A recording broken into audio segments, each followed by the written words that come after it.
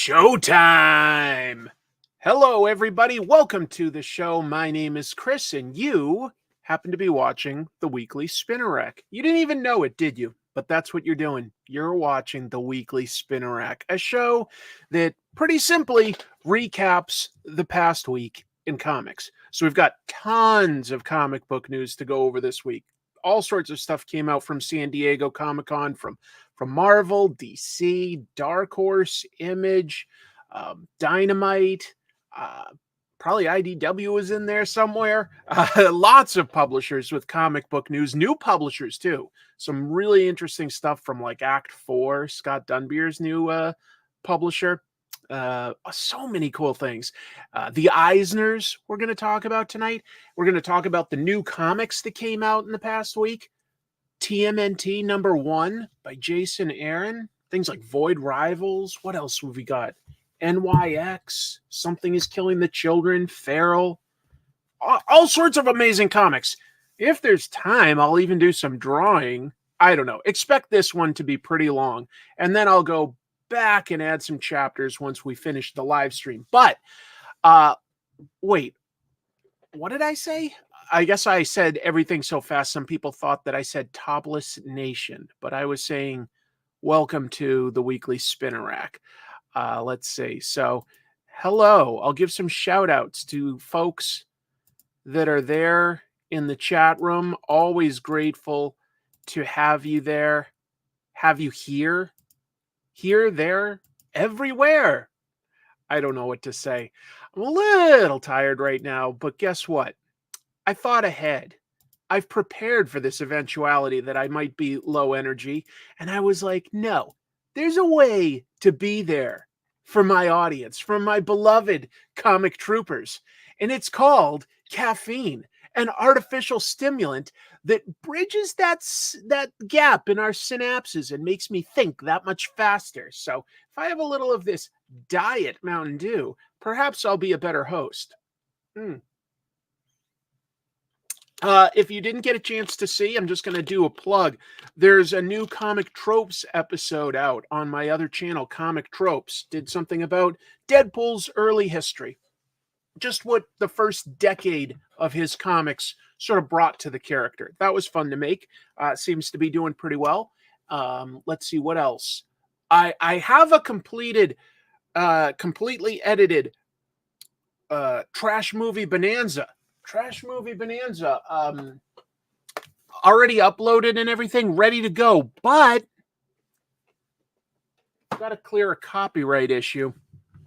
You know, when you review movies, we put in such tiny clips, but we get copyright claimed all the time. It's a real hassle.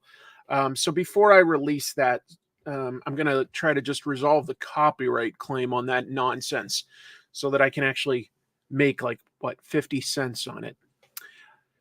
Was there anything else aside from the comic book news to talk about? Oh, well, I mean, I won't say anything spoilery, but of course I saw Deadpool and Wolverine, and you know what? I had a very good time. I think it's a very fun movie. I don't think it's a deep movie per se, and it's very sort of fan servicey, which I enjoyed. It was aimed right at me. I don't want to say anything about it. You know, if you like the first two, I'm sure you'll like this one. So it's a blast. It's really, really fun. I think it speaks to all of us will probably enjoy it more than maybe the average person out there. It's a little frustrating, Jim. Like, we put all this work into making the best show we can. I don't think what we're doing is a substitute for watching the movie itself. And then every once in a while, one of these entities that owns the rights says no, we want the money for that. So whatever, we'll get it resolved. Not really talking about either nudity or continuity. I'm just saying a lot of the jokes are going to be referencing, stuff from other comic book movies, referencing stuff from comic books, referencing behind the scenes stuff that not everybody is going to be aware of, that Disney bought Fox, things like that. So that's all I mean. But anyway, I had a good time. So, boink. Look at that. I kept my thumbnail very simple this week. I was just sort of like, I don't know what to make of this news.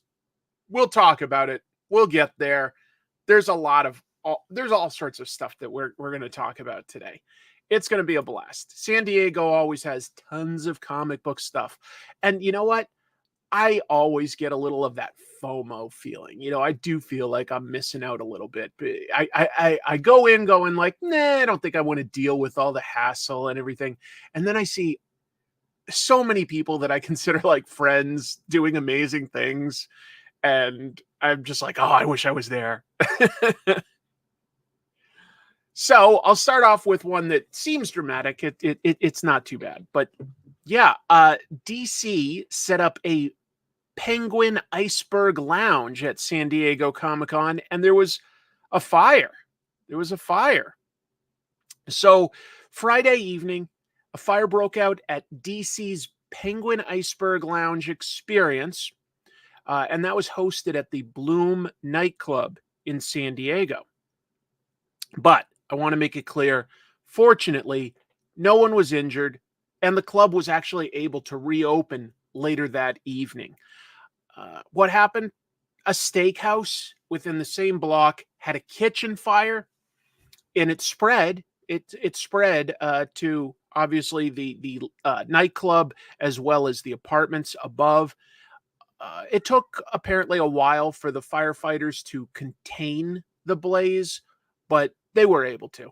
The whole thing didn't burn down or anything. But, in the meantime, there was some dramatic smoke coming out and people had to be evacuated.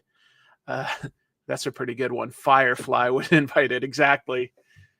What was that actor that was in movies like, The Mummy and stuff, and he was playing Firefly in that Batgirl movie?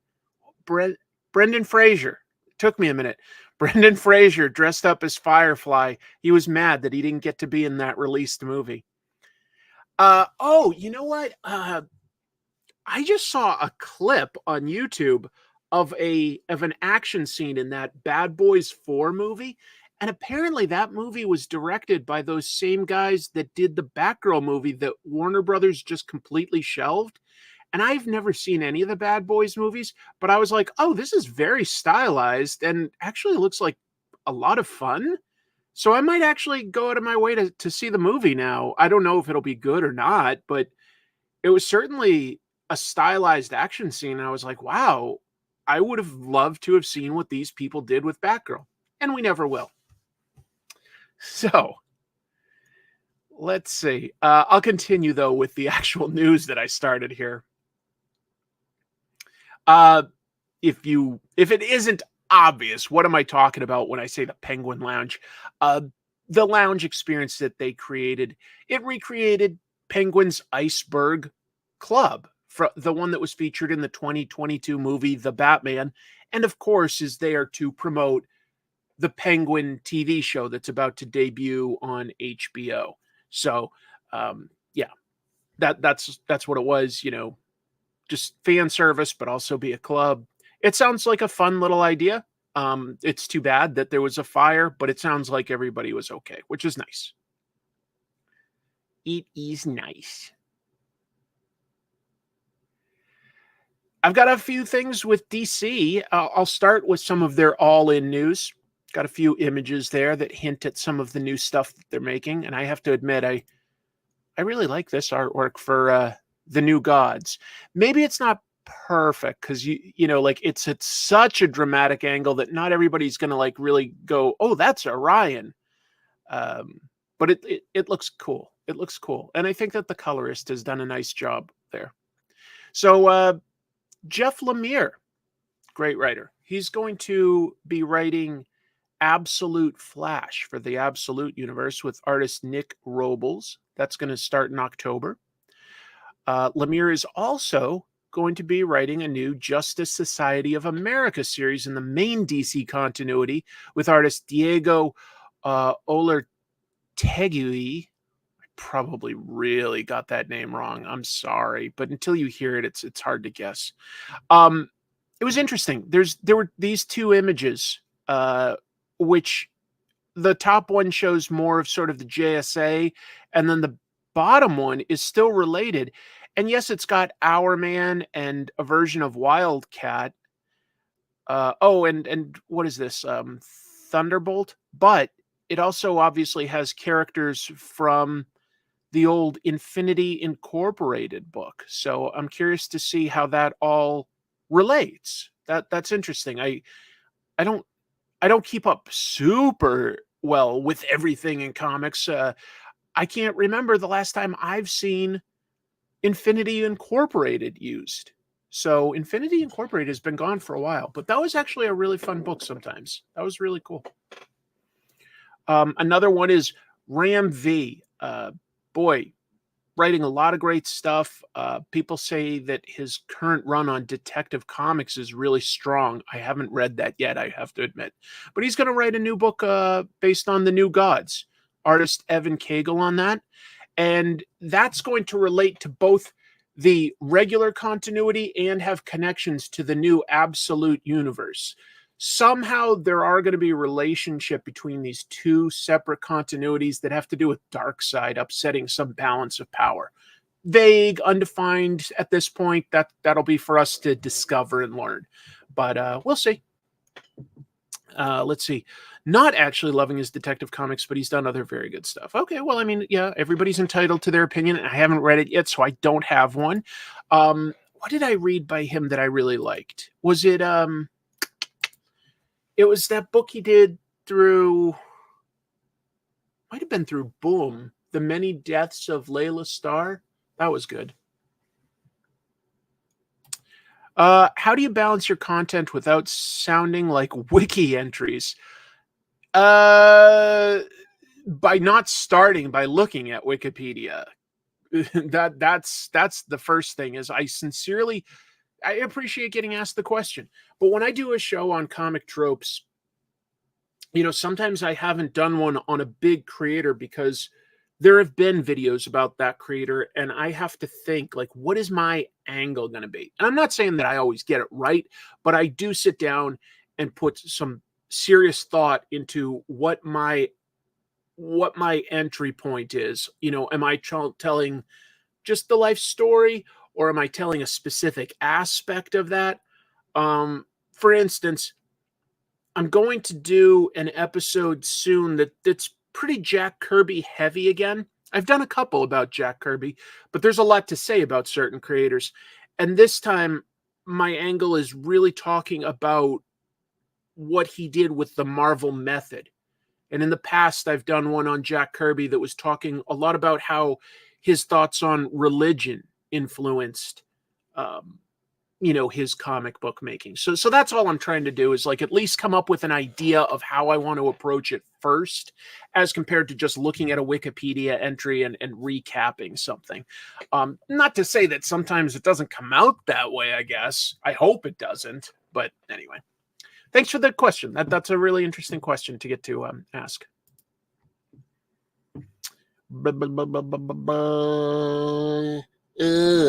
These are the new sounds I make now. I need to make another episode. I should do another video on Mobius, actually. Mobius is a creator that there's a lot to talk about, so that's not a bad idea. Plus, I made that so long ago that I'd literally never heard anybody say his name out loud, even though I'd read a bunch of his comics. So I know it must make everybody cringe and like nails on a chalkboard. I kept saying Mobius. I just didn't know. I didn't know. All right. Back to the show. Some more DC stuff. We got some news on other Absolute books. Just some hints at what's to come. For instance, the Absolute Wonder Woman will be the last of the Amazons. She'll have been raised in hell. I assume they mean that literally. She's a warrior and a witch. It's a little different. And rides a giant black skeleton of a Pegasus. Or, if I'm being accurate to how I apparently typed this out, she rides a giant black skeleton of a Pegasus. Yes, a skeleton. Beautiful. Wonderful job. I've been working a lot lately. Batman. Batman is a little different. Now, he is still called Bruce Wayne for what it's worth. But this Bruce Wayne, whoa, I just skipped everything. This Bruce Wayne is a city engineer in his 20s. He definitely works out. He's a thick boy, as it says here. He is a big guy. There is still Alfred, but this Alfred is an MI6 spy, or really a former MI6 spy. And he monitors what's going on with Bruce, but he is not his butler. Not his butler. Al Ewing, great writer. He's going to write an absolute Green Lantern with artist Janoy Lindsay.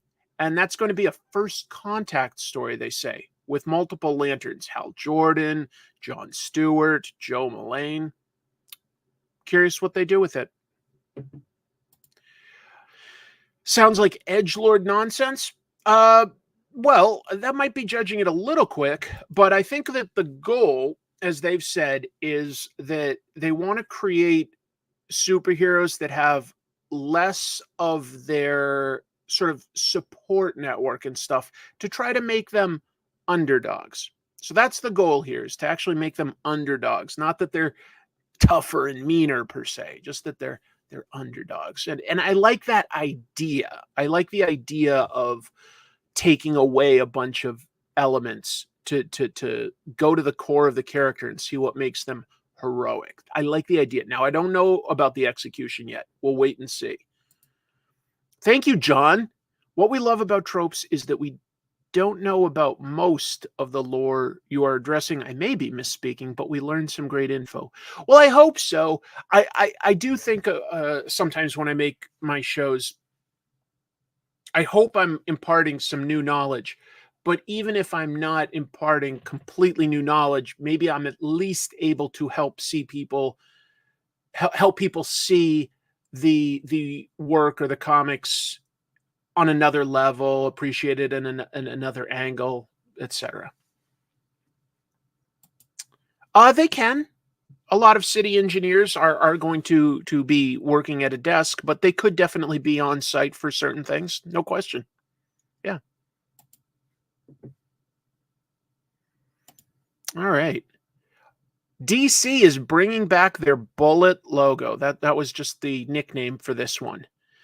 I love that logo. It happens to be my favorite. Maybe it's because it's the one I grew up with. Maybe. But I do think it's a strong logo. Let me talk about it. There's not a lot to say. But so they're bringing back this for DC Studios. So their movies. This is going to be their logo. DC Studios.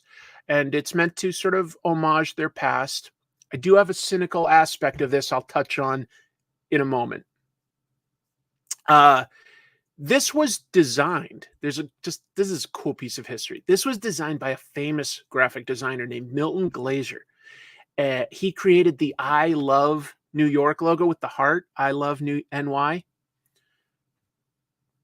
Simple, effective, things that have stood the test of time. And this is the logo that DC used the longest, from 1977 through 2005. So that was their longest period of sticking with one logo. The one just before it, I think, was the second longest. But yeah. There's also a motion graphic for this logo. It's not as complex as, the Marvel Studios intro or the DC movies that have had the sort of silhouettes of all their superheroes, and then it finally just says DC Studios. It's way simpler, way faster. It shows an animation of Superman, like 1938 original Superman, in that sort of circle, just flexing his chest and arms and breaking some chains. It's an image we've sort of seen in the comics before. It does that, and then it flips over to the DC Studios logo that you see there. Here's me being cynical.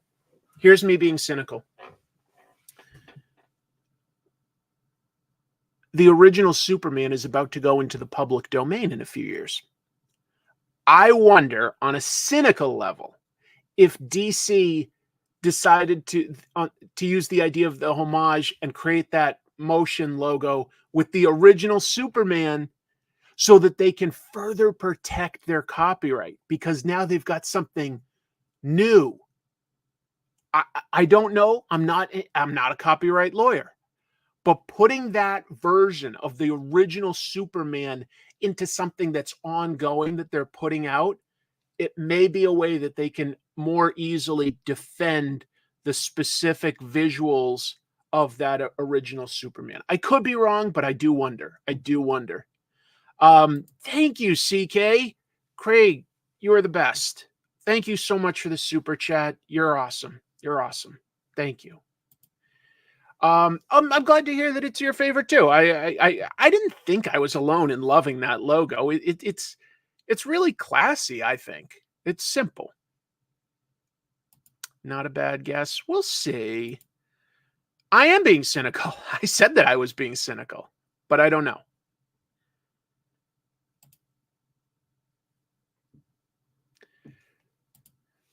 Now, I ain't no fancy copyright lawyer from the city.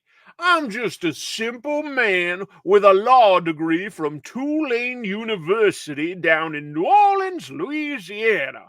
And all I like to do is eat a big old plate of crawfish and potatoes with my family. But I do know one thing, Your Honor, and that is DC is clearly trying to copyright this Superman character. Thank you for sending me down a ridiculous path. But anyway, we'll see what it gives us. We'll see what it gives us. Diamond Distribution is definitely trying to be clever with how they build out their business, seeing that they now have competition from other comic book distributors like Lunar and Penguin Random House. Here's their latest idea: to sell directly to readers, cut out the middleman of the comic book store. Not sure how well that will go over, but it's a new idea. They announced that their new company for doing that is this, Fandom World, which, by the way, I just typed in Fandom World at first to like find their website, and I found a ton of other things that use that name. So they're going to have to work on the SEO there. Yes, I always appreciate it if you can just simply hit the like button. If you're watching this, just hit the like button. It means a lot to me. So what are they going to do? They're just going to have this website where they sell comics straight to the readers. And stores that recommend their readers to Fandom World, they can get like a referral bonus of 10% of that customer's ongoing sales, which I believe Comixology did do for a while. They got rid of it at a certain point, but Comixology did have some sort of a referral system where if the comic shop owner said, like, this is my customer, they got a portion of those sales. Oh, thank you, Steve. I'll consider this one on you. Yeah, that's a more accurate way of describing what I was talking about. It's aggressively generic. I like that. We'll see if it works for them. I went to their website. For what it's worth, right, it says that they're also going to offer a range of comics-related collectibles, and I went there now, and right now that's all you can do. So I don't know. This was them just announcing it at San Diego Comic-Con. It's good, I guess, that they've got the website up. But they don't have any actual comic books that I saw anywhere. I searched through all this stuff, and it was just like, if you looked at Marvel or DC or whatever, it was just toys or sometimes clothes. So, yeah. What is Nermal signifying? Asks Joe Dent. Signifying that he's cute, and that rascally Garfield is so jealous. He's going to box Nermal up and ship him to, get this, Abu Dhabi. It's funny because that's not a term you hear every day if you live in 1987.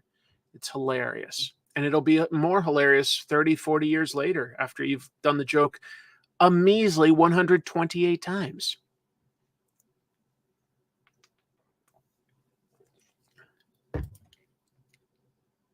Terminator.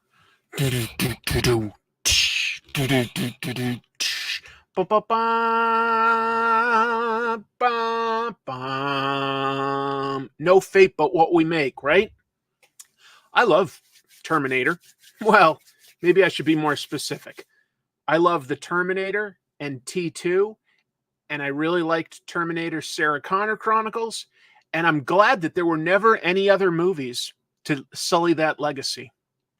No, I like the idea of the Terminator a lot, and I think it does have a lot of potential. I think Sarah Connor Chronicles really did highlight how you could take it in a few different directions. But Terminator comics are coming back. Dynamite has the license. Oh, completely random. Google Shack next to Simone Biles. I'll try to remember that. Thank you. Thank you. All right. So what are we talking about? Dynamite recently had a Kickstarter for like compilations, omnibuses of previous Terminator comics, but it goes beyond that. Hi, kitty. Hi, kitty cat. They're going to do new Terminator comics. Writer Declan Shalvey and art by Luke Sparrow. Not super familiar with Luke Sparrow, have to admit. Looked at some of the preview pages. Not bad. Declan obviously has had quite a bit of success getting more into writing. He's writing at Dynamite, the Thundercats comic, which is doing well. But now he's going to write the Terminator. Shalvey said that the series is mostly actually going to be one-issue stories. And I like that. That format has been working very well for Fantastic Four for the last 2 years. You can tell a single story in an issue. It's easy to forget, but you really can. And it's going to be stories of Skynet sending back Terminators to go after people other than just Sarah Connor again and again and again, with Skynet having an evolving mission to go after other key human resistance fighters from the future, maybe when they were younger or their ancestors. It's going to jump through different time periods. Gives it a lot of flexibility. Turns it into an anthology idea. Could be good. Could be good. Salvation, boy, to me, the Salvation is among the most forgettable, although I'll say that it's more intelligent than Genesis. We'll see. I am curious about the new anime. Terminator Zero is the latest thing that the rights holders to Terminator are doing, is an animated series on Netflix, I believe. So, yeah. Skynet taking over with the free AOL trial CD-ROMs. Very timely. Hopefully you all remember that period, though, where you could not get away from free AOL sign-up discs. They were everywhere. They were always in your mailbox. They were at like every store. Oh my God, it was ridiculous. Yep, Alex Ross's first comic for Now Comics, and he famously did not like doing that because he wasn't getting paid. And so issue 4, I want to say, has an image of, a human resistance fighter on the cover that Alex Ross painted through Terminator vision. So it's got all sorts of technical jargon on the side. And if you read it backwards, it says Now Comics Blows. Pretty famous. What else did I have to say about this? Oh, the comic is landing in October. That's actually the 40th anniversary of the original film, which makes me definitely feel old because it doesn't seem that old to me. But yeah, it came out in 1984. October 1984 was October. Oh, that's so fun to hear. Been a carrier at USPS many years. We all hated AOL discs. The marketing budget that they had to produce all those discs, they were everywhere. I remember people used to recycle them into like just sort of art, like hang them from places because, CDs would sparkle. Oh. Anyway. I thought Salvation with its highlighting of extended Terminator family was really cool. I think I would have liked Salvation a little bit more if it stuck to its original idea, which was that Marcus was going to, be like in the movie that actually got produced. He fights alongside eventually the Resistance leader, John Connor.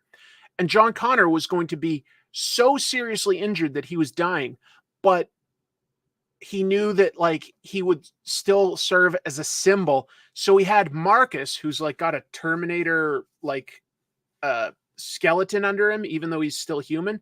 He was going to wear John Connor's like face and pretend to be him, making ironically like the Resistance fighter basically still like a Terminator that was just pretending to be John Connor. And there's something a little poetic or a little clever about that idea. It's at least less dark than how in Dark Fate, John Connor just does get killed by a Terminator right at the very beginning as a kid. And you're like, oh, well, that's dark. I didn't think I'd remember that his name is Marcus either. I also thought that like the scene where like Moon Bloodgood is assaulted by a bunch of like, horrible people out in the desert, so like was just an awful scene. Just didn't need to be there. Anyway, what do I say? Anyway, we'll see. Moving on. Those are the wiggle words that I've used. Good.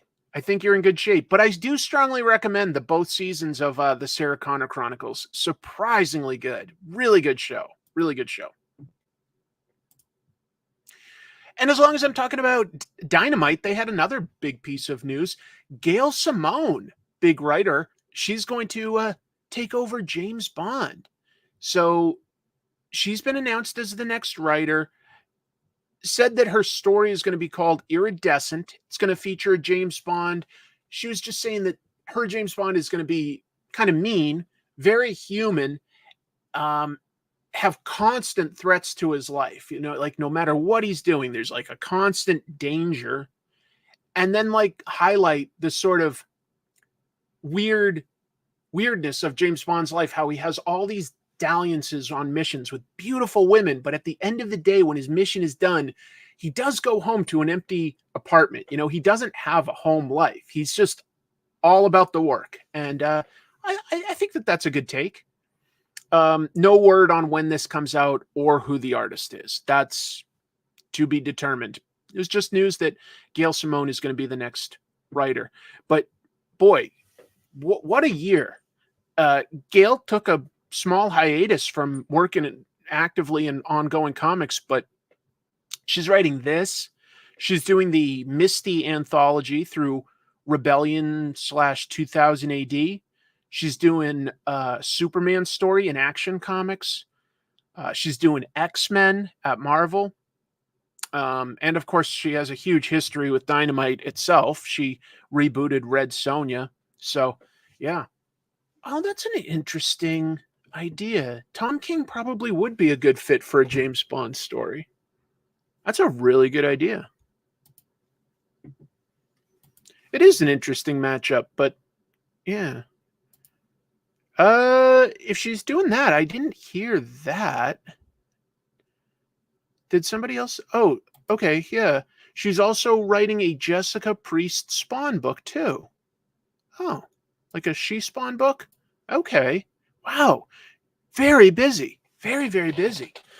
Good for her. Good for her, Also wrote Deadpool for a while, but what was it? It was called like Agent X at that point. I feel like that there was this window where Marvel wanted to like keep the rights to their characters, and I think that they were just trying to avoid paying royalties or something. So they renamed a bunch of their books. They renamed like Cable and Deadpool. It was a weird time. Very weird time. Oh man. Yeah, that would be a great artist. No question. Good idea. So Gail is going to continue to have some busy years. Marvel announced a bunch of new comics. A couple of them pretty interesting, I think. There's a new Deadpool comic apparently, and he's got a daughter, Ellie, that's going to be taking over the title role. We'll see how long that lasts, but that's something new-ish. You know, that does bring up this one thing. Not many writers seem to want to create brand new characters at Marvel or DC anymore. Like, if we look at the last 10 years at least, almost every new character is at least using a previous hero's name. Might be new powers, might be a new look, might be the same look, doesn't matter. But lot of people, lot of new or variant versions of existing things, and I think that's because writers just don't want to give up great ideas anymore to Marvel and DC, and I kind of get that. I really do think that they hold their ideas for creator-owned things. Not to say that they're bad. For instance, I think Kamala Khan as Ms. Marvel is an awesome character. I really do. Unique powers, different background and history. She just uses the name, but it makes sense because she's a fangirl. So I think that is a good sort of creation. But yeah, lots of sort of legacy characters or variant and spin-off type characters. A lot. That's just what they are now. And I personally suspect it's because if I was a writer, you know, I might not mind creating some supporting characters, and if they take off, then they take off. But do I want to give a really great new idea to them? I don't know that I do. There's this one that I've got the picture of here on the right. Marvel's doing a TVA comic, and obviously that's heavily influenced by their MCU stuff because it's got the Time Variance Authority, which is an organization within the Marvel Comics, just to be clear. They police variant timelines and all sorts of timelines. It's an existing thing. That wasn't original to the movies, but some of the characters, supporting characters that they created on like Loki and stuff were original. And it looks like now they're all, like rolling those back into the comics. So for instance, we've got Ghost Spider, Gwen Stacy as Spider-Woman, but she now goes by Ghost Spider. We've got Captain Carter. We've got Gambit. They're all being recruited to assist the MCU TVA people. We've got Hunter B-17. We've got Mobius. And Mobius looking like TV Mobius specifically, not like real looking like Mark Grunwald per se. We've got Miss Minutes. We've got Ouroboros. No wonder they called him OB. That's a tough word to say. Sylvie, a Loki variant. It's going to be written by one of the writers of Loki, Catherine Blair, and drawn by Perez. Have a second Mountain Dew? Oh my God, my brain would explode. Thank you, Jason D. Love your show. Off current topic, but did you hear anything about CGC losing something like $10 million in a lawsuit? I did not. I'll look that up, and maybe that'll be some news for next week. Thank you for the heads up. I did not hear about that. Ellie Wilson teaming up with Dylan Brock, maybe. A Mobius Morbius 3-movie crossover. Perfect.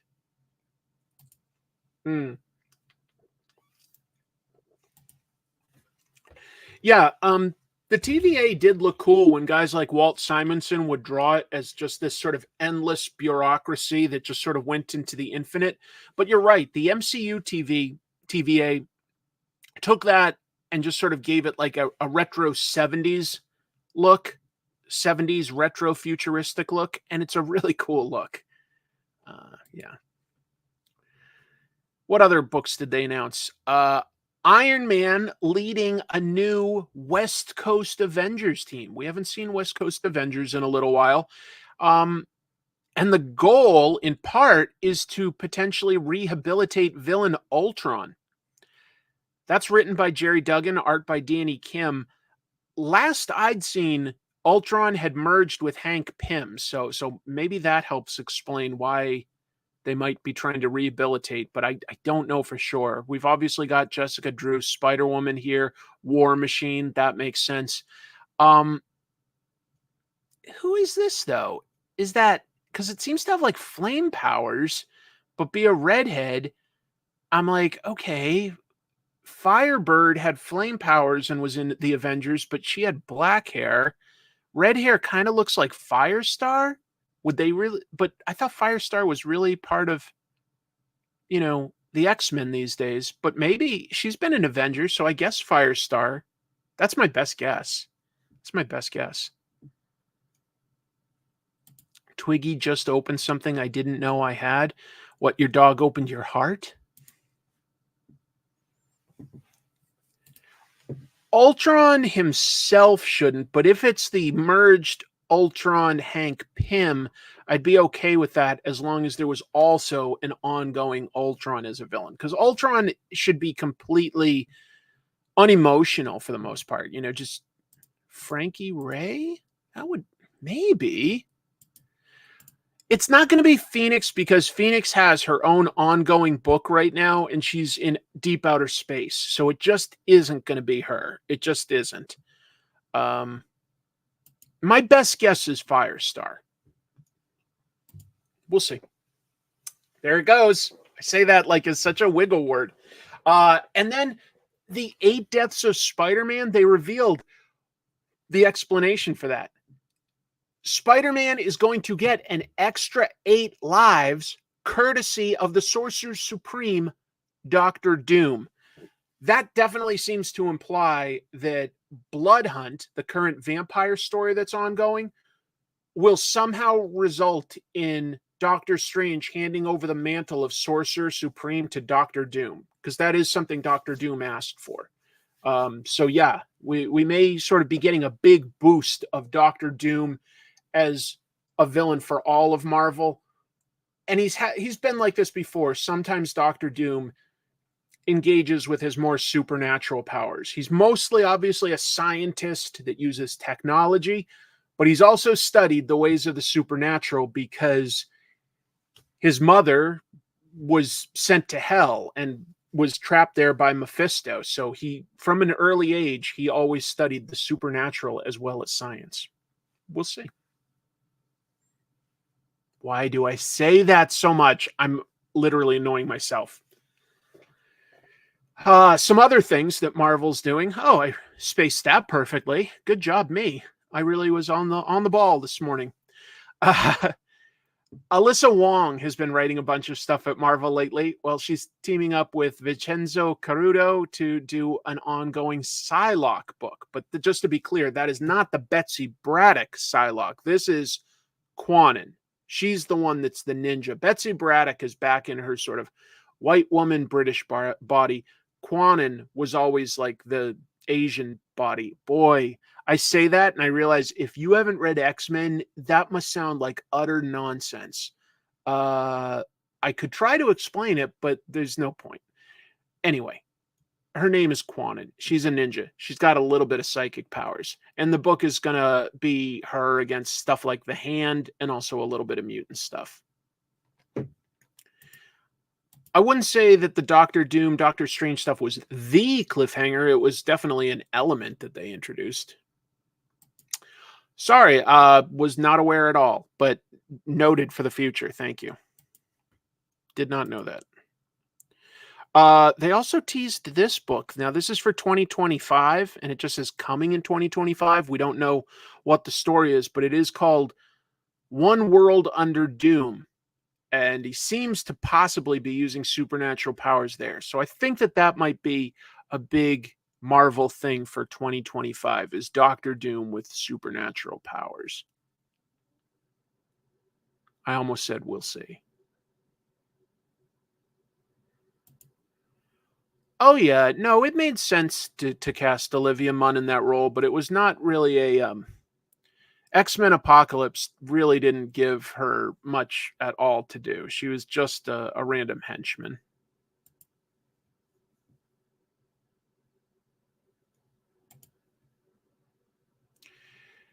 And there was a panel where they just announced some stuff to the public Maybe you've already come across it, but it's supposed to be general knowledge now of stuff they're doing for the movies.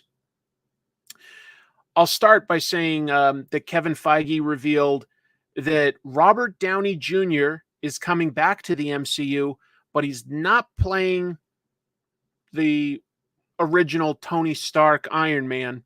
That character is dead. He's going to be playing Doctor Doom in the next two Avengers movies, Avengers Doomsday and Avengers Secret Wars. Now, previously, Avengers Doomsday was called Avengers Kang's Dynasty. They've clearly decided that they're not going to use Kang anymore. I'm a little disappointed with that. I think that they should have just recast Kang, and the Kang would have made sense. The multiverse stuff, I didn't mind, but it definitely has not connected in a big way with mainstream moviegoers. It just hasn't. And they need to wrap up the multiverse stuff. Some of the movies, it's been used better than others. It was good in stuff like Loki, the TV show. It was good in Deadpool and Wolverine. But I think it confused people in stuff like Spider-Man and Doctor Strange too. Like, I think people just didn't connect to it in a big way. So they're switching it up. I can only assume, though, that this is some sort of a variant of Tony Stark, because it seems to me that it wouldn't make a lot of sense to literally cast him as sort of the ongoing Doctor Doom. That is one of Marvel's biggest, and I would argue their best supervillains. And I think you need Doctor Doom in the Fantastic Four movies. I also think that Dr. Victor Von Doom should pretty much always have his mask on. It's an important part of his character. He's got a huge ego. That's an important part of his character. He's got scars. He's got too much of an ego for anybody to see those, so he always wears his mask. That's just what he does. I did not hear that. They've confirmed he is playing Victor. Well, even then, he might be playing a variant. I don't know. It seems strange to me. Look, Robert Downey Jr. being in a Marvel movie will do a certain amount of business. So it makes sense on a business level. I don't know if it makes a lot of sense on a storytelling level. It depends on which version of the comics you've read. Some artists and writers have said that because he put like his mask on too quickly, he got it really, really scarred, where he put it on originally because he only had a tiny scar. Other people say, he put it on and he burned himself a little, but it's not that bad. It depends. I don't know about fused to his skull. I don't know. It's a lot to introduce. But maybe. I'm not saying that it can't work. I am saying it didn't excite me. I'm not saying that it can't work. Robert Downey Jr. is clearly a great actor. I mean, he's been in a lot of really good roles. Less Than Zero, or more recently, whatever the Manhattan Project movie was. Oppenheimer. Yeah. Very, very good actor. So I trust him on that level. I'm not excited by it. What else did they announce for movies? They announced that the Russo brothers are going to return to direct both movies. That sounds good.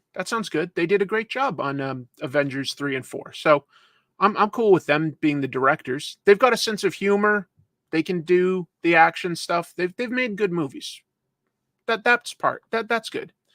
And then the MCU panel also revealed that Giancarlo Esposito is in this upcoming Captain America movie, and that he is specifically playing this guy, Sidewinder, the leader and creator of the Serpent Society.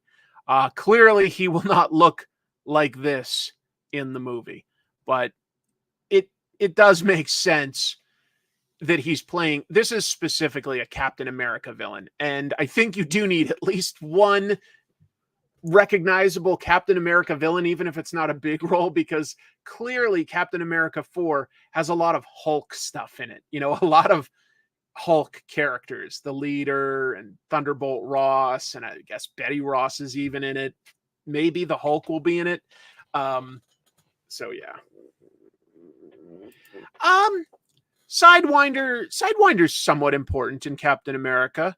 You know, the Serpent Society is, I think, a fun villain group. So we'll see. I'm sorry. I got to get over that habit. It's hard to get super excited about MCU these days. Yeah, I kind of agree. Although then I sort of remember that there have been ones that I've really enjoyed since Endgame. Everybody's like, after Endgame, it really fell off. And I go, well, wait a minute. I did like this Spider-Man 3. I did. I liked Shang-Chi quite a bit. I liked Guardians of the Galaxy 3 quite a bit. I liked Deadpool 3 quite a bit. Obviously, that's 3 movies that are 3, but you know, Shang-Chi, I would love to see more of. I like that. That was so self-contained in a way. I would love to see more of that. Some of the others, I haven't been as excited by, no question. You know, Black Widow and Thor 4 and stuff, the Eternals, it's fine, but forgettable. Because they only really have the license to distribute it at this point, if it's a solo Hulk movie. They don't have complete rights to the character. Marvel does have the rights to the character. They just don't have the rights to distribute a solo Hulk movie. So that's why Universal can't do anything with it, really.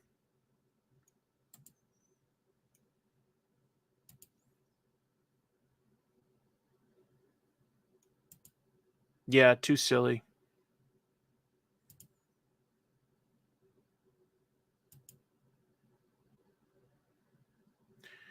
There have been good movies. It's just that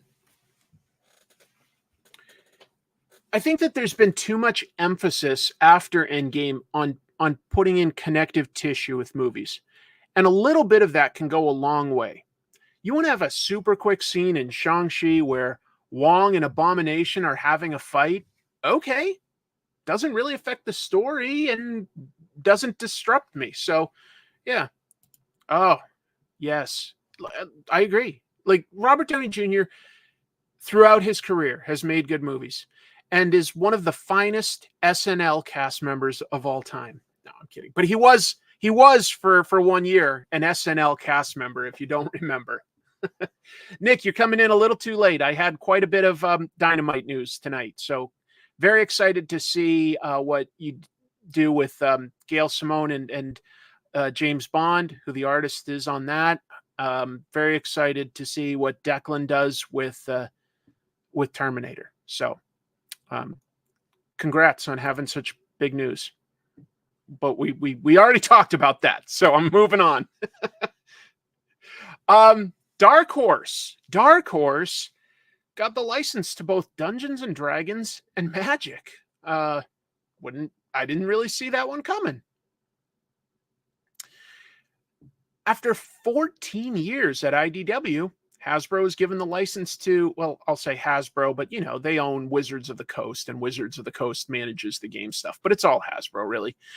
They gave the license to Dungeons and Dragons and Dark Horse, to Dark Horse, along with Magic the Gathering. So, Dungeons and Dragons, yeah, it's been at IDW for 14 years. Magic the Gathering, you might not remember as much. They haven't done as many comics there. There was a 1998 comic at Dark Horse.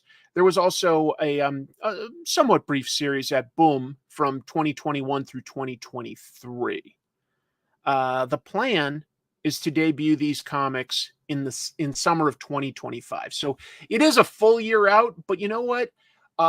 We saw something very similar when Hasbro gave the license to G.I. Joe and Transformers to Skybound, and that was sort of like a rumor, but you know, they had a full year to get all their ducks in a row to deliver something, and I think it's obviously proven to be pretty strong. So we're hearing about it pretty early, but I'm glad that it's not something they're like, we got the license and next month we're putting out our first big idea. They're not rushing it. Good luck with that. Good luck with that. I would love a sequel to that movie. I thought that the Dungeons and Dragons movie was very, very entertaining. Yeah, I like that quite a bit. What was another thing that was related? Yes, Dark Horse does still do those releases, and the only reason they've slowed down is, again, um, you know, Kentaro Miura passed away, so Berserk is still coming out, but very slowly now, because they're trying to be careful to get it right. His best friend Koji Mora is the only guy that knows where the story's going, and he's taking his time to make sure that they get it right. But they are still releasing it. Wish I had it right here. I have the latest issue that came out when I was in Japan last. They're just taking their time. And here's a company that's taking their time. But yeah. And just because he was just in here, another company that's taken their time, Dynamite, at San Diego Comic-Con also announced that they have all these licenses with like Warner Brothers, and that's something that they've been working on for a really long time, making sure that they have the right creators set up for like the pitches and stuff. Hold on one second. Which one specifically? Because I mean, they've been talking to them for probably well over a year. Oh yeah, Dynamite's doing like Ben 10 and Captain Planet. Makes sense. I mean, they've had quite a bit of success with Thundercats, so they're doing a bunch of other Warner Brothers stuff.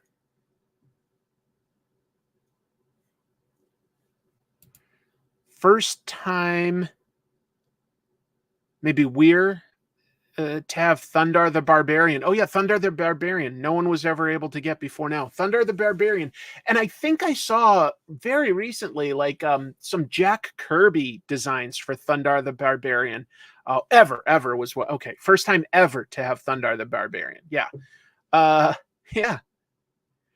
I know, isn't that wild? But hey, if Disney and Warner Brothers aren't going to like develop some of these fantastic properties with Marvel and DC, kudos to Dynamite for giving the people what they want.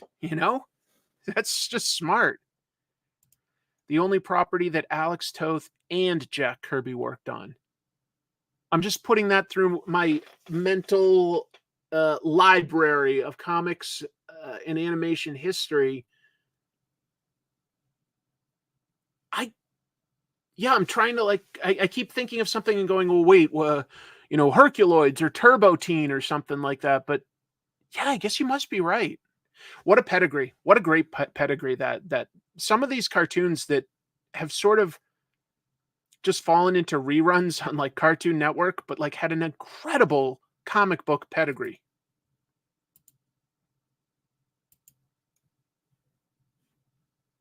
I've heard a lot of people say that they love Space Ghost. Some of these things I just have a blind spot on, so I'm just sort of like, what's my entry point into that? I don't know Space Ghost, really. I don't know Space Ghost.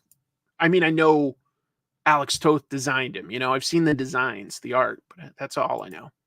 All right. Frank Miller launching a new series at Abrams. I'm thinking that his comic book publisher, what was that, like Miller Inc. or something like that? I think it's over. He never announced that it was over, but I think it might be over. Abrams is going to launch several new monthly comics starting in November. First up is this one that I've got an image of. It's called Human Nature, written by Darren Aronofsky, yes, the filmmaker, along with Ari Handel and Jeff Welch. Art by Martin Morazzo. And that one's a social satire in this weird future where chicken magnate Duke has like all the money he could ever want, but he doesn't have what he really wants, which is immortality. So anyway, some sort of satire. Also Pandora by Frank Miller and Emma Kubert.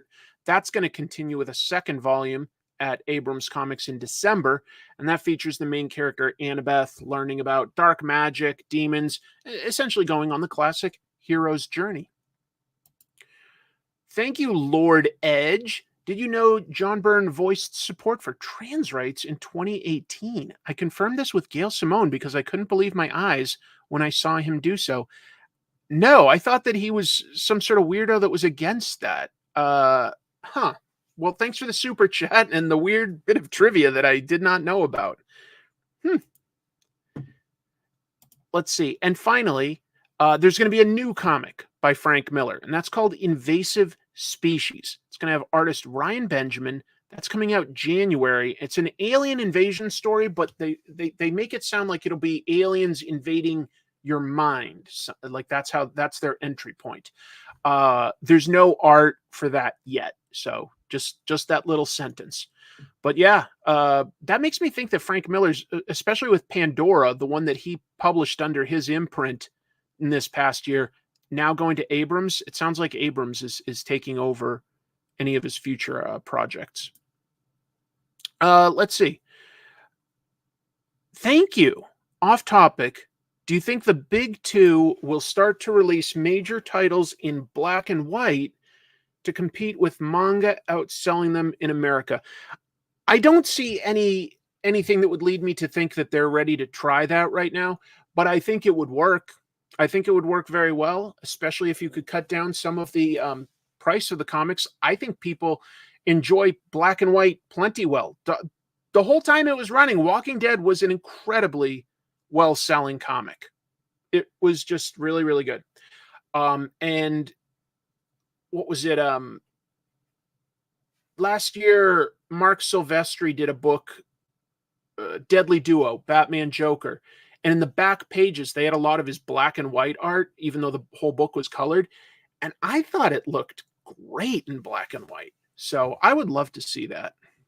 I don't know. Let's see. Wow. Ryan Benjamin hasn't drawn a comic in a long minute. Love his work. I don't know who Ryan Benjamin is.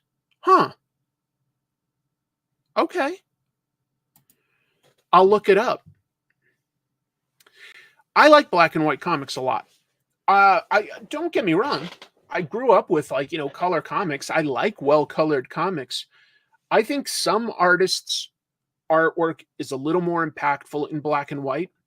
I think that American audiences have grown up with color comics, from newspaper strips when they're young to, cartoons, of course, and then, your average comic that you pick up off the rack. However, it's also true that manga is tremendously popular and is probably sensitized the current generation of readers to appreciate black and white art. I think it would be smart to try some Spider-Man and Batman or any other books in this format. I think it would be very smart to try that. He was a Wildstorm artist, also teaches art. I got to look that up. Thanks, everybody. That's really cool. Thank you for the super chat as well. Very, very nice. Got started at Wildstorm on Grifter. Okay, a lot of people know. Look at that. Was with Jim Lee and Wildstorm, drew Heroes Reborn Iron Man. Thanks, everybody. Right on. Marvel has yeah, that's true. They have embraced the webtoon format. Marvel Unlimited. I do think that they could use help with their marketing. So Marvel, if you want to hire me, trust me, I always have ideas on how to promote to the right audience. But yes, and EJ's being very humble here, but he does a great series about a street food vendor in New York City. So there's all sorts of heroes coming through. Test Kitchen. Test Kitchen is a really good sort of webtoon style book that he does through Marvel Unlimited, or did. Yeah.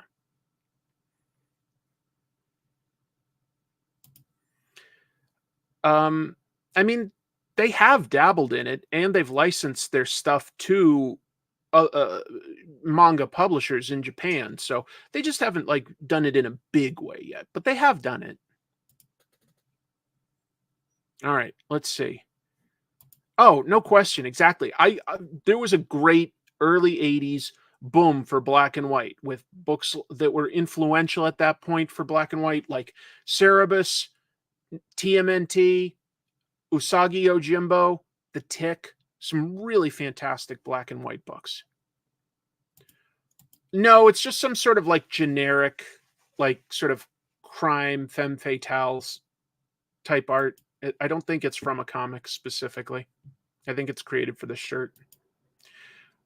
Moving back to the news. I got to keep going. David Dastmalchian seems to be a big comic book fan. I mean, he's played something like 5 comic book roles. I think it's 5.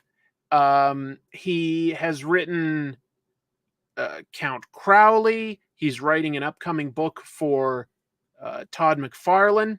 Well, he's also writing a new horror comic with a new company. So, following Count Crowley, David Dastmalchian and Leah Kilpatrick will write a new horror comic for this new publisher, Panic Entertainment. Don't know a lot about them. This was announced at SDCC. Oh, yeah. I've got a Lone Wolf and Cub book here somewhere, so I agree, Vanta Block. Panic is headed up by Chris Longo. He was a former CEO of Heavy Metal magazine. And then they've got a lot of former DC Comics and movie executives running this organization. The new comic by Dastmalchian and Kilpatrick is said to be a 5-issue series and is a revenge story. They don't have any, like, art or anything for it yet. Just something that they announced early at San Diego Comic-Con. But I appreciate, like, this is a guy who really likes comics. Let's see. Let me think of the roles that he's had. He was obviously like in The Dark Knight. He was the guy that like Joker convinced to shoot at Commissioner Gordon. He was Polka Dot Man in Suicide Squad. He was one of Ant-Man's crew. He played somebody on that show Gotham that I'm forgetting right now. And I think there was one other thing that for a comic that I'm not thinking of right now. Anyway. Oh, I totally missed this, but thanks, EJ. Let's see. Speaking of manga, Marvel just announced Ultraman Along Comes Spider-Man, a Japanese and US joint production manga. It seems like Ultraman is finally getting some traction here in the US. They've got that all ages friendly animated series on Netflix.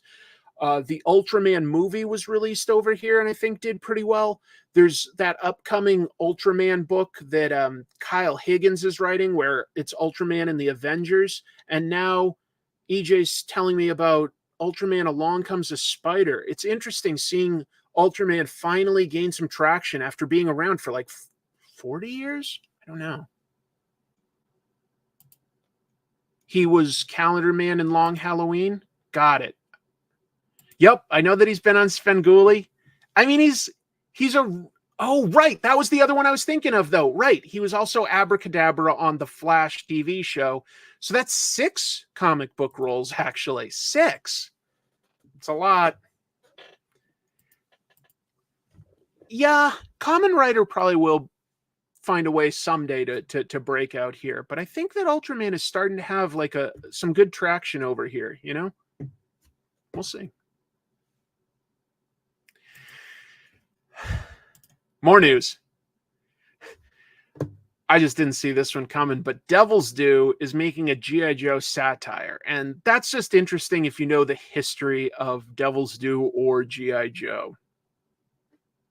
So Josh Blaylock started Devil's Due, and he got the G.I. Joe license. That was a big hit when it first debuted. That ran from 2001 through 2005. They had the rights to G.I. Joe. That was the first time it really came back. I think it was arguably the first time any sort of 80s licensed property came back. There had been a lull. It had all sort of fizzled out by the mid-90s. So it had been away for a few years. It came back, and it was really big for a little while there.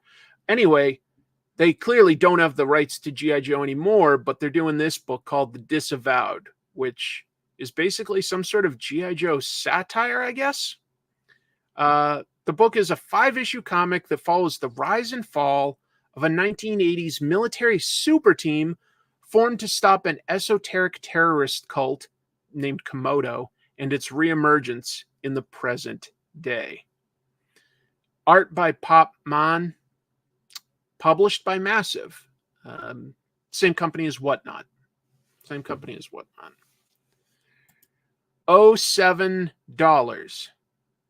Is that, are you pledging $7 to me, Chuck? Is that's what's going on?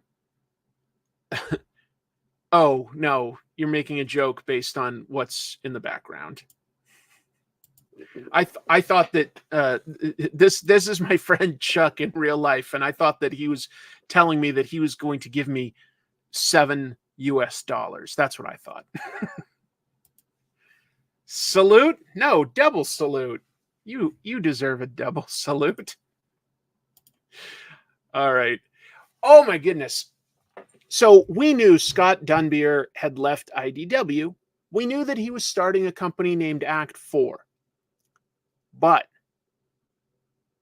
listen to the stuff he basically took with him, because I think all of this would have ended up at IDW if he stayed there. It is a good name. I'll give you that, Andy. That is a good name. All right, let's see. So Scott Dunbier has started his new comic book publisher, Act 4. And this was the news that he shared at his panel at San Diego Comic-Con.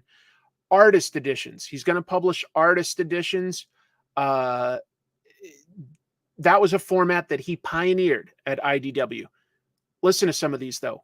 Jim Aparo, one of my favorite Batman artists. That is a book I'd love. Wally Wood, Will Eisner, Dave Stevens, Jason Pearson, and Walter Simonson. All fantastic names. That is so cool that they're going to release all these artist editions. But that's not all. There's some more. Walter Simonson's Ragnarok. That's his sort of reimagining of the Thor mythos. It's not at all like what he did at Marvel, but it uses the Norse mythology. Ragnarok is going to get this oversized collection of the previous issues and a brand new miniseries. Yeah, I know. I want that Jim Aparo one too. I can't wait to do an episode about him at some point. Like, just love that artist. Walt, I know. Or maybe you're just shouting Walt, like, it's nice to see you, by the way, Eden. Maybe you're trying to do your impression of Walter White's son in Breaking Bad. Just shouting his name. Walt! That's a perfect impression, by the way. Oh, you should read Ragnarok. I mean, the art is fantastic, but Walt's a good writer, too. It's a good book. It really is. I also don't really know what Jim Aparo's work looks like without color. I don't think I've ever just seen his sketches, minus possibly, I guess I did see the artwork where Robin lives in Death in the Family. I had seen that, but that was it. So I think that'll help get it some more publicity too, because not everybody has read Ragnarok, even though they love Walt Simonson. And here's another one that Act 4 will be publishing, Darwin Cook's The Complete Spirit. Yeah, kind of a little bit forgotten, but Darwin Cook had a great run on Will Eisner's Spirit. And boy, talk about another guy that never really had a miss, Darwin Cook. So these are some huge, huge projects to launch a company with. I think that is a strong way to launch a new company, saying that you've got artist editions with like some of these names like Wally Wood and Dave Stevens, The Rocketeer, a Walt Simonson new book and compilation, and Darwin Cook. Like, these are all really, really strong.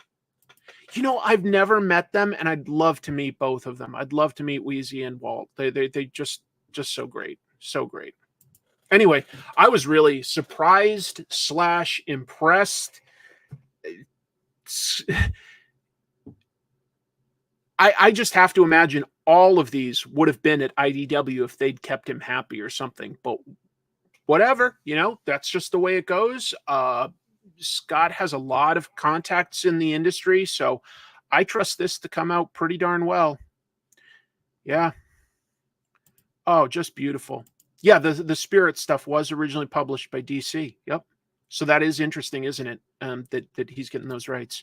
There are several of the old DC black and white phone book editions which feature Apparo's artwork. Lovely stuff.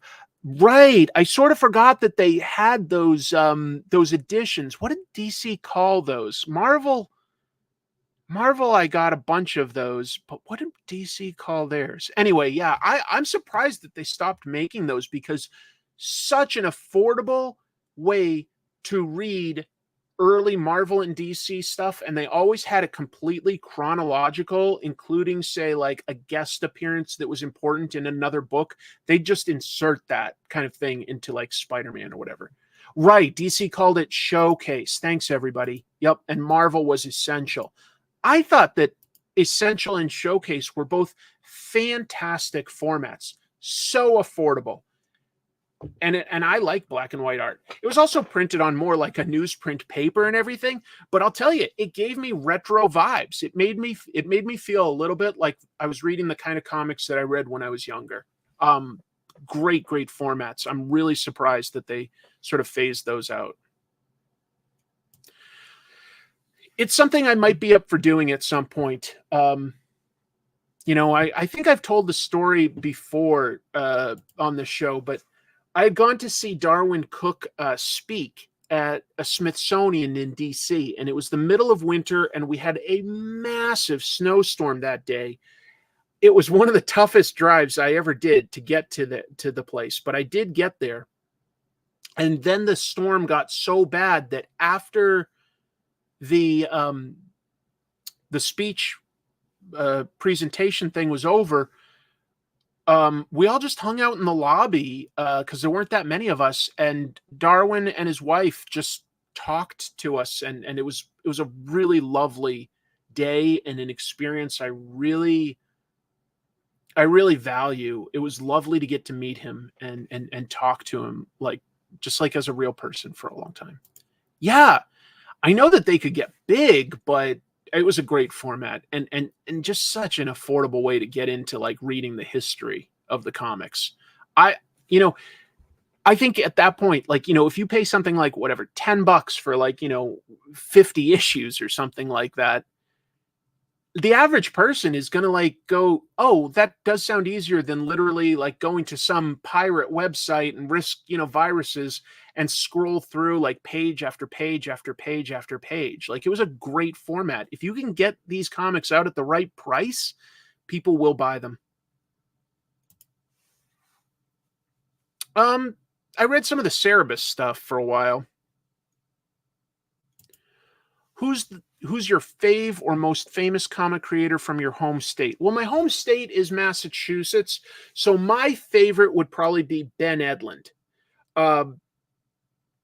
Unless you want to argue like Kevin Eastman and Peter Laird, I think Peter Laird might have been from Massachusetts. They definitely made the comics in Massachusetts, but I'm pretty sure Eastman was from like New Hampshire or something like that. Anyway, so I'm talking about the Tick. Ben Edlund was somebody that grew up like a couple towns over from mine, and I met him several times in the first year or two of the Tick coming out. He's a little older than me, but I always really loved the Tick, and it was just that was the first person I met where I was like, oh, comics can sort of be made by anyone that works to do it. And just because they're from like a quiet town and not like New York City, you can still sort of become famous and successful in the entertainment industry. So I followed his career very closely his whole life. So, as he went to Hollywood and did stuff like, first his Tick TV shows, but then, wrote on Venture Brothers and wrote on Angel and Firefly. And then was huge on Supernatural, among other shows. Like, just a tremendous career. He seems like just a kind and funny guy. I really, really admire him. Eastman is from Portland, Maine, while Laird is from North Adams. Okay, so I was right. Oh, wait, I did say New Hampshire for Eastman. Sorry, Maine. Anyway.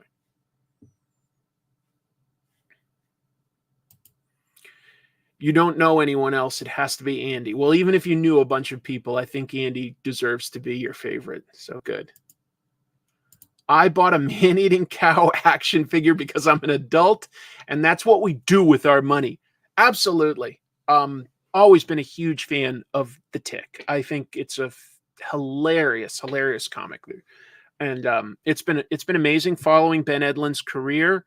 And we follow each other on social media these days, and every once in a while he does reply to something that I do, and I'll tell you, it makes me emotional. Like, you know, I've met and some wonderful, amazing people in comics, but there's something very special about the fact that I have this tiny bit of a relationship with him.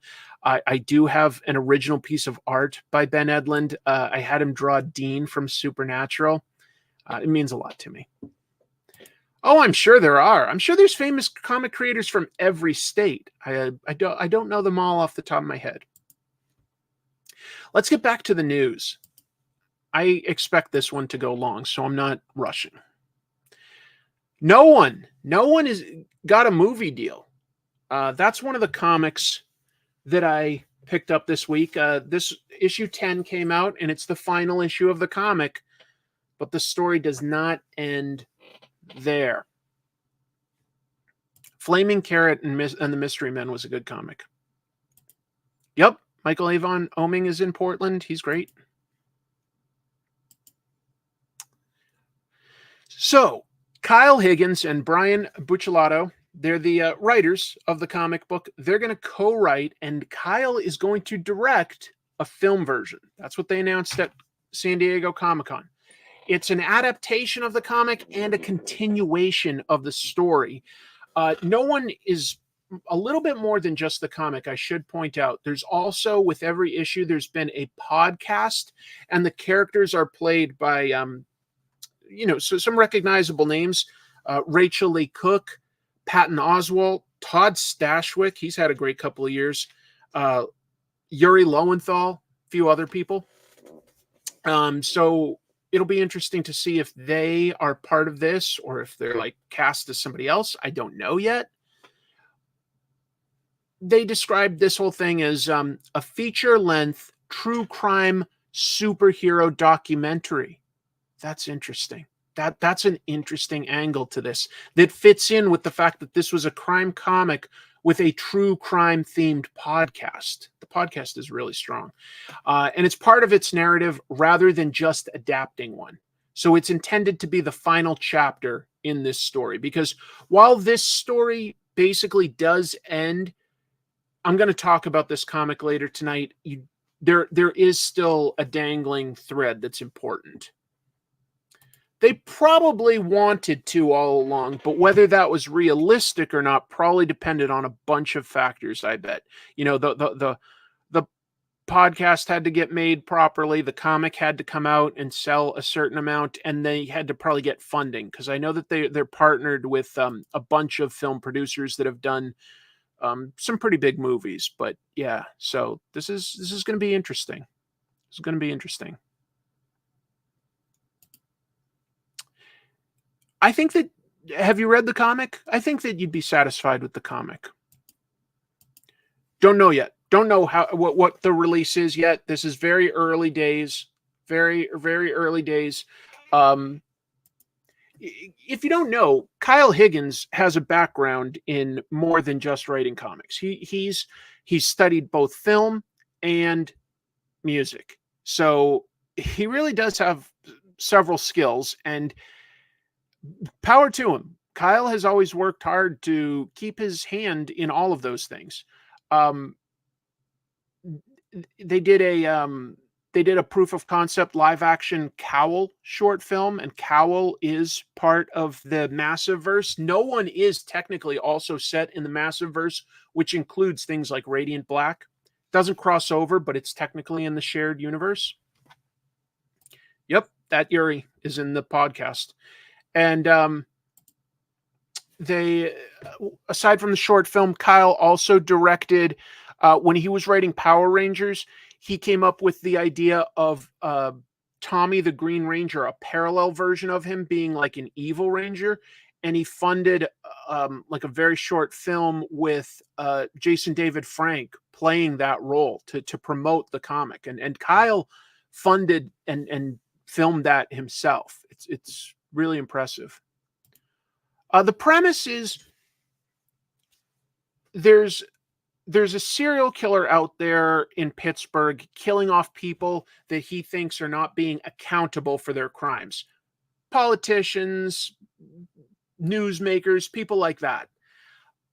Simultaneously, there is a vigilante who just goes by no one, who occasionally is showing up to stop them. Doesn't really have powers, but is a vigilante in a superhero suit that it seems to know a little bit about what's going on.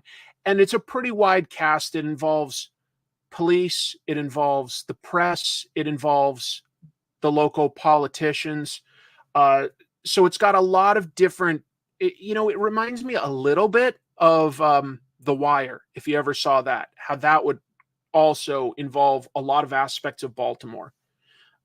This is doing something a little like that. It's just that it's got a vigilante in it sometimes. But there's a mystery as to both who the killer is and who no one is. So it's a mystery. Yeah, and they create a proposition. One of the politicians creates this Proposition 87 that says people have the right to use lethal force if they feel threatened. And that just sort of like kind of devolves into a lot of violence in the city. That's an interesting idea. That would probably take quite a while to do, but maybe this will be better, faster. I don't know. Cal could make a good TV series. There's a lot to talk about with Kyle Higgins' books.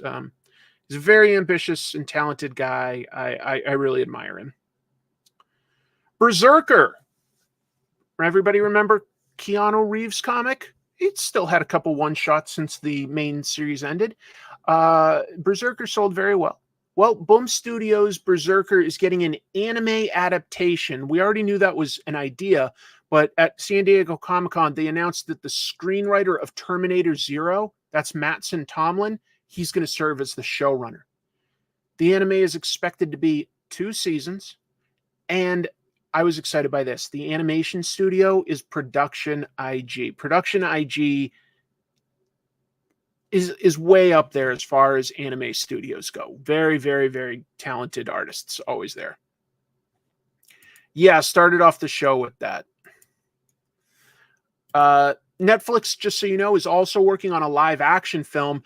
They're both going to star Keanu Reeves, either doing the voice on the anime or, of course, playing the main character. And if you haven't read it, Reeves did co-write this with Matt Kint, and it's about an immortal warrior who remembers his entire life. He's been around since the dawn of time, basically. Well, not the dawn of time, but like the dawn of human civilization, just about. And in the modern day, he's working as a Black Ops soldier in exchange for their scientists working to explain how he came to be. He's very world weary at this point. He'd kind of like a way to eventually die. He's lived for thousands and thousands of years, and he's done with it. I believe that Tomlin did write the Batman. I'm pretty sure. Yeah, 37,000 years sounds right. Yeah. I didn't see their season of One Punch Man. They did the one that wasn't well received. Okay.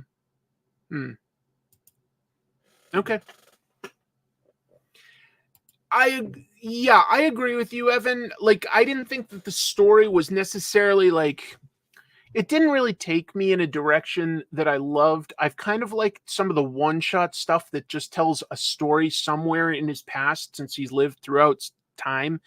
I kind of like that a little bit more, but anyway, it's good. Oh, well, I didn't hear about this, but A.L. Wren is saying that Pulp Fiction in Long Beach, California was broken into over the week. They didn't take much besides the register, but all support helps. Well, I'll put it out there, and hopefully, like if anybody watching this happens to know something, if just keep your ear to the ground. Keep your ear to the ground. You probably have been. I used to have a better list of Maryland creators, but Frank Cho, Beltsville. Walter Simonson partially grew up there, and she doesn't live there now, but Monica Gallagher was from Baltimore. Well, that's awesome. I would expect you to know these things in a way, Eden, but that's really nice. That's really nice. Production IG didn't do One Punch Man. That was JC's staff. I'm not an expert on there, so I don't know who's right, but okay. Okay, seems like Moritaka's agreeing with Mike then. So I didn't know about that. I'm trying to think of some of the stuff that Production IG did that I liked. I think they did the original FLCL, right? That's going way back. Yep, I was right with that. What else did Production IG make? Because I feel like they did a few things that I really liked the art style on.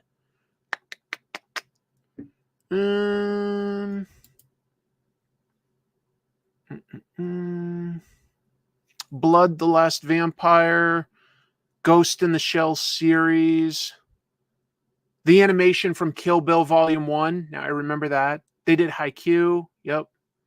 But I think I was mostly thinking of FLCL and Ghost in the Shell. Those were the two that were coming to my mind first. But they've done a few other things too. Like they tend to do some really good stuff. They tend to really take their time.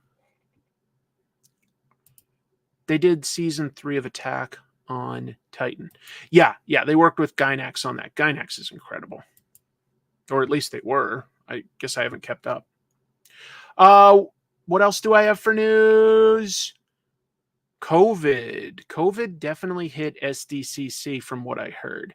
The County of San Diego Communications Office stated that in the last month, the positivity rate for COVID-19 tests has increased to more than 14%. That's not nothing. That's not nothing. And I know that as long as you've been, vaccinated, you should be good. I was after I was vaccinated, but why take a chance? Fantagraphics VP Eric Reynolds got to the convention, took a test, realized he was positive, and had to isolate in his hotel room the whole time. So, and I just thought this was kind of nice, actually. This is Nickelpin on Twitter. She's a professional cosplayer, and she went around with free masks and some COVID tests for people. And I just thought that was, just nice that she was willing to offer free stuff to those that wanted it. And she posted several things on Twitter that showed that several people were really grateful. So that's just nice. There's always a new variant. So, yeah. So, doing a good thing. Yeah, I heard a couple people on social media saying that they got there, they got COVID, and they isolated in their hotel rooms. They just weren't all pros. I was diagnosed with asthma a few months ago, and it was almost certainly due to COVID. Of course, sometimes I wonder too if I don't think I have asthma, but I wonder a little bit. We don't know the effects still. We still don't know the effects that it could have long term because it's still pretty recent that this all happened, all things considered. I'm just saying, look, I understand, that we're kind of past the peak of worrying about this, but it makes sense to be careful. Just be careful. Just be careful. Just at least try to keep up with your boosters. Last piece of news is going to take a little while because we've got the award winners from we've got the Eisner Award winners. I don't know why I had trouble saying that. So let me actually take this out, and I'm going to bring up a different screen. I'm going to just borrow AIPT because I like the way they presented it. AIPT, if you don't know, is a website that does comic book news. And they didn't just show who the winners are, they showed who all the nominees were. So it was a little easier for me to scroll through this.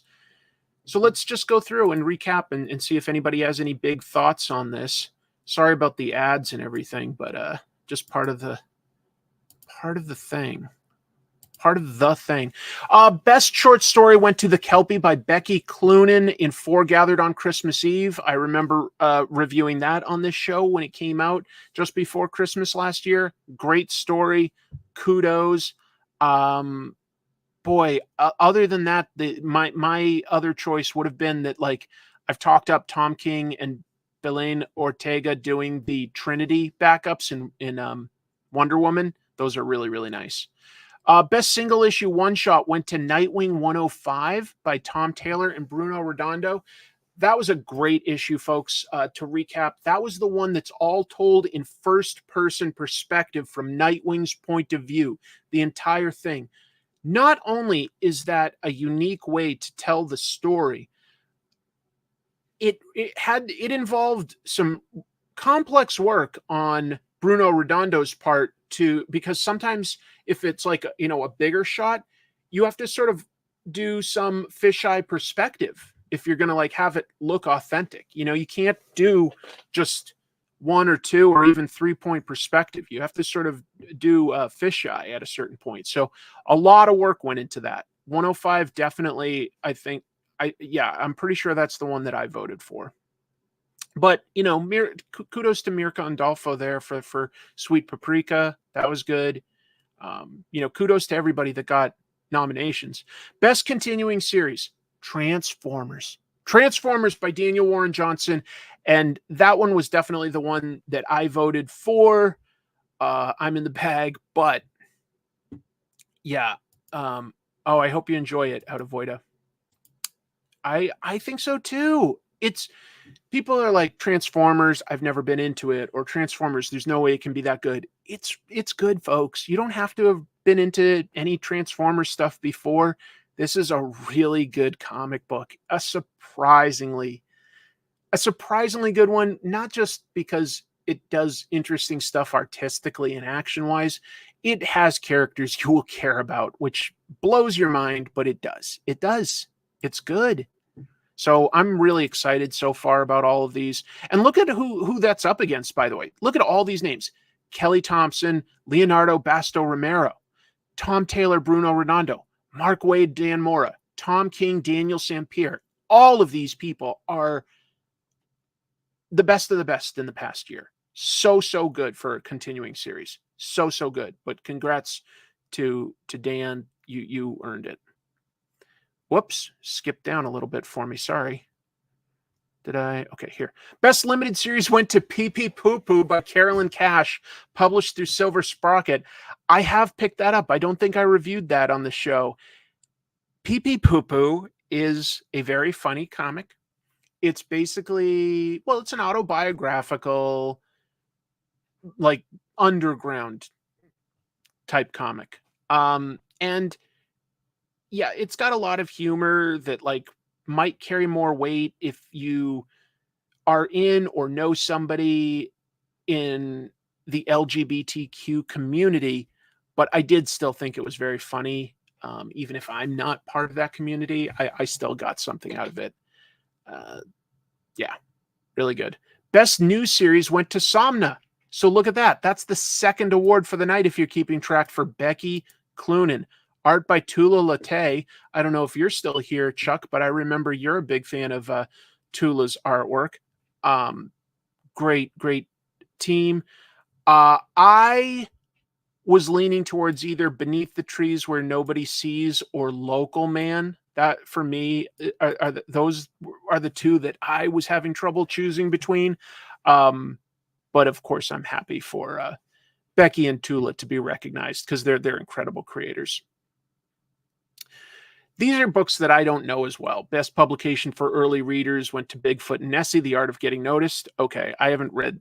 It's not aimed at me. I haven't read these. Best publication for kids, Mexikid. I heard about it in the news. I don't know anything about it. Best publication for teens, same thing. Danger and Other Unknown Risks.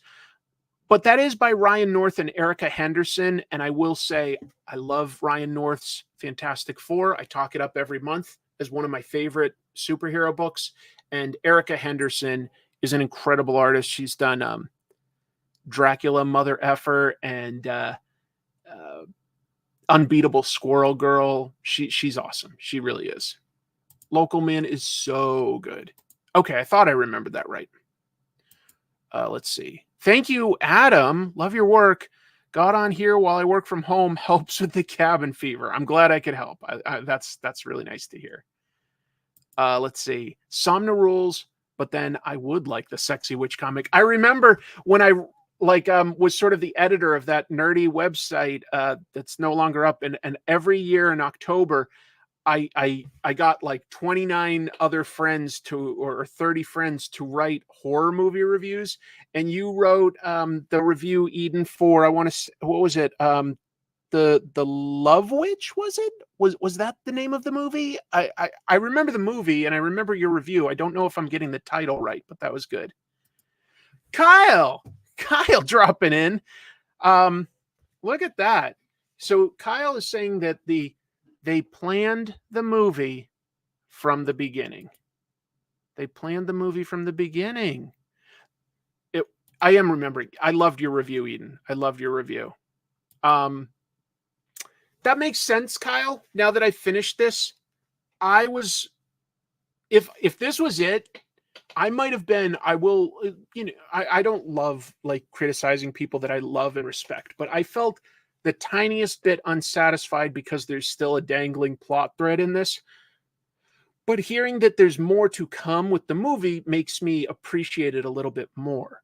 But if that was never coming, I personally would have been a little unsatisfied. But some other people in the chat earlier, for your record, said that they kind of liked the idea of that. So I'll get to this review a little later. I've got some thoughts, more thoughts than review. Our producing and finance partners signed on at the beginning as we pitched this in totality.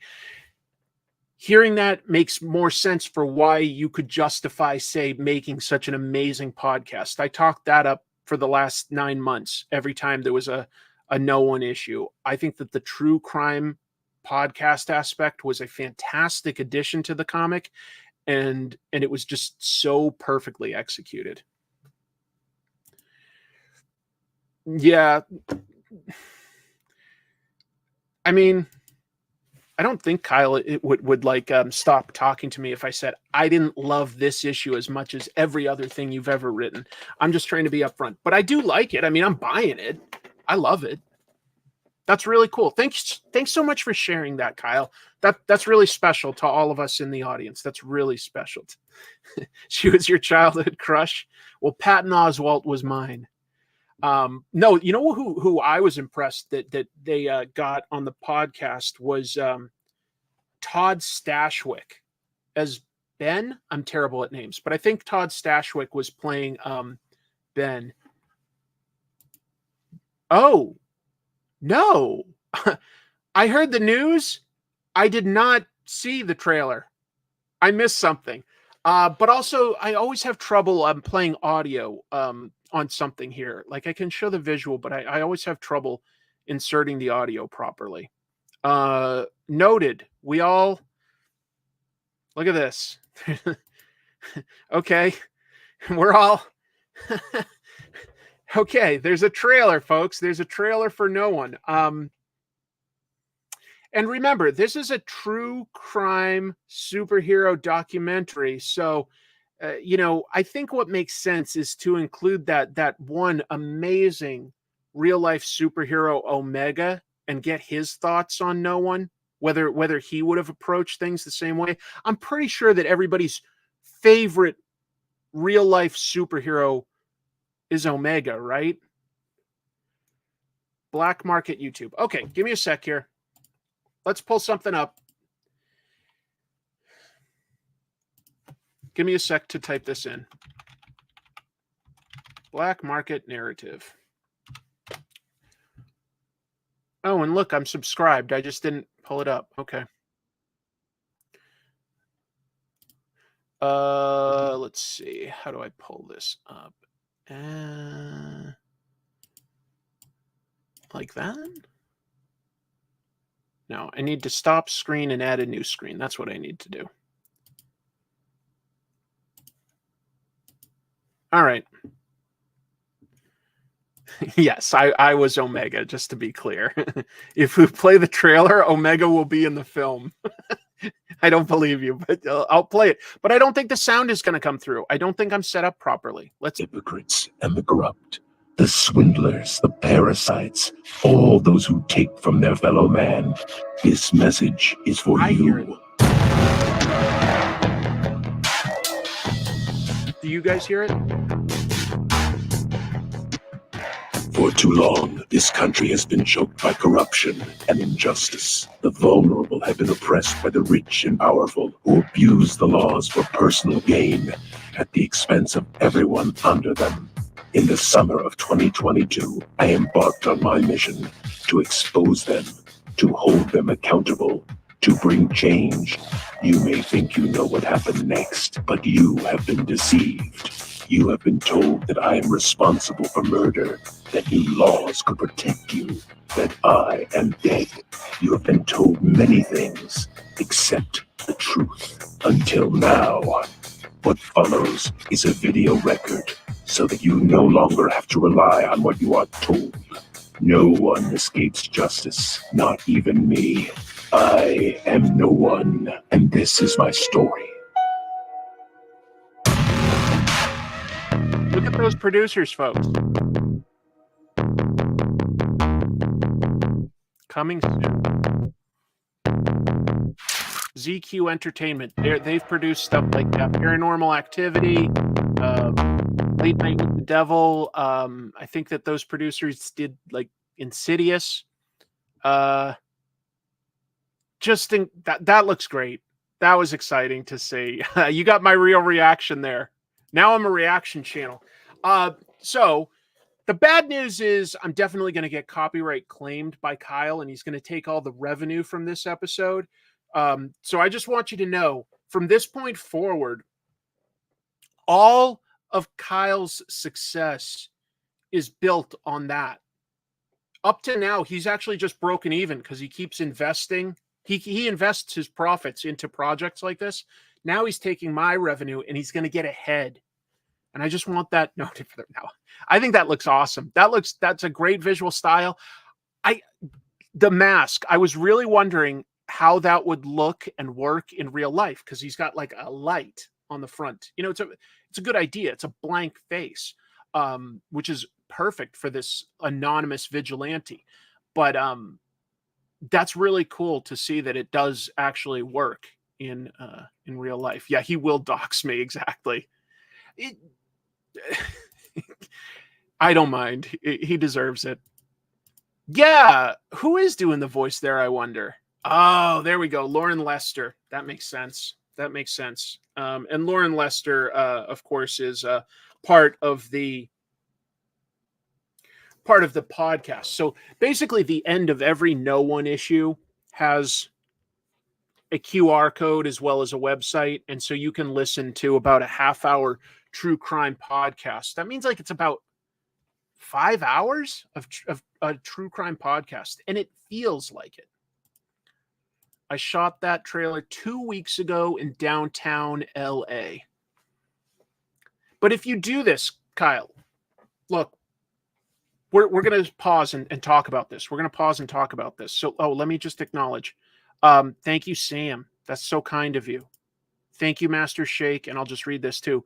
Just my semi-weekly comment about seeing a gachapon machine in the wild, this time in Lawrence, Kansas, still gives me warm memories of the old cold opens. Thank you. Thank you both.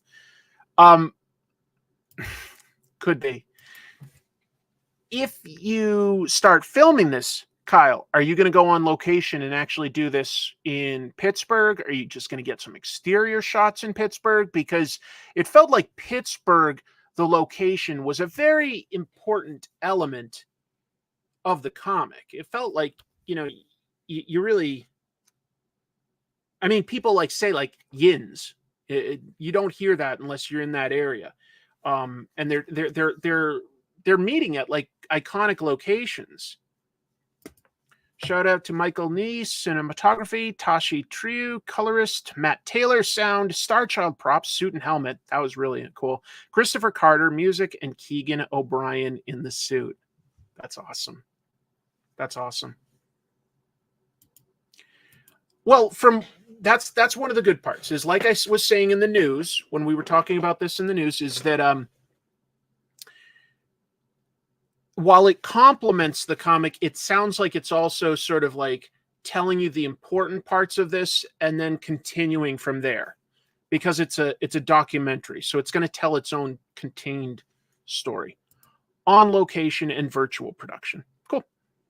Well, did not expect to get a guest explaining so much about a piece of the news that I had there. So thank you, Kyle, for jumping in and telling us some more, including I had totally missed that there was a trailer. I was reading the news and I just didn't see the trailer mentioned. So that was very fun to react to. Yeah, this is the same Kyle Higgins that's doing Ultraman that in our chat room we've got EJ Sue. He's drawing cover for the Ultraman comic. He's drawn covers for Ultraman comics. Won't have to read the comic or listen to the podcast to follow the movie. Clips from the podcast will also be in the movie. And now Kyle is legally obligated to put Omega in the... I don't know if I still have my costume. I may have thrown out my old super suit. I may have thrown it out. So maybe he's off the hook. Kyle probably doesn't have to put Omega in it because I don't think I have the suit anymore. Anyway, the last episode of the podcast was great. The voice acting recreating the scenes from the book were on point. I don't think he does, man. I don't think he does. Yes, Kyle from your dreams. I'm going to get back to talking about the Eisners, though. I'm going to get back to talking about the Eisners heroically, ideally. Heroically, ideally, please. Let's see. Where was I, though? And I hope it's okay, Kyle. Like, I didn't expect you, so I'm playing this by ear, but I'm going to go back to talking about the Eisner winners because I think that's exciting news. Make a new suit Omega Beyond. Maybe. All right, so we had just talked about how much I like Ryan North and Erica Henderson. Best humor publication. It went to Marvel for It's Jeff, the Jeffverse by Kelly Thompson and Gurihiru. I'm trying to think. I don't remember which one I voted for anymore. I think it might have been I Was a Teenage Michael Jackson Impersonator. I can't quite remember. Oh, dude, you didn't hijack. You added to the show. That was so. I'll text you later. I really appreciate that you just stepped in and gave us some details. That you shared something that I don't think everybody knows, and I really appreciate it. I'm excited for this, sincerely. I'm excited for it. And I'll be talking about the comic book a little bit later tonight. So you didn't hijack anything. I really appreciate it. I can ignore anyone I want on this. I have a lot of power on this show. Best anthology went to Comics for Ukraine, edited by, talked about him earlier, Scott Dunbier. That was published through Zoop.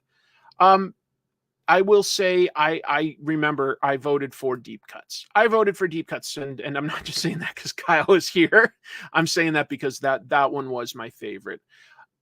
Something like The Devil's Cut, I like a bunch of the Distillery books. I found The Devil's Cut very unsatisfying because it was just like teases of what to get.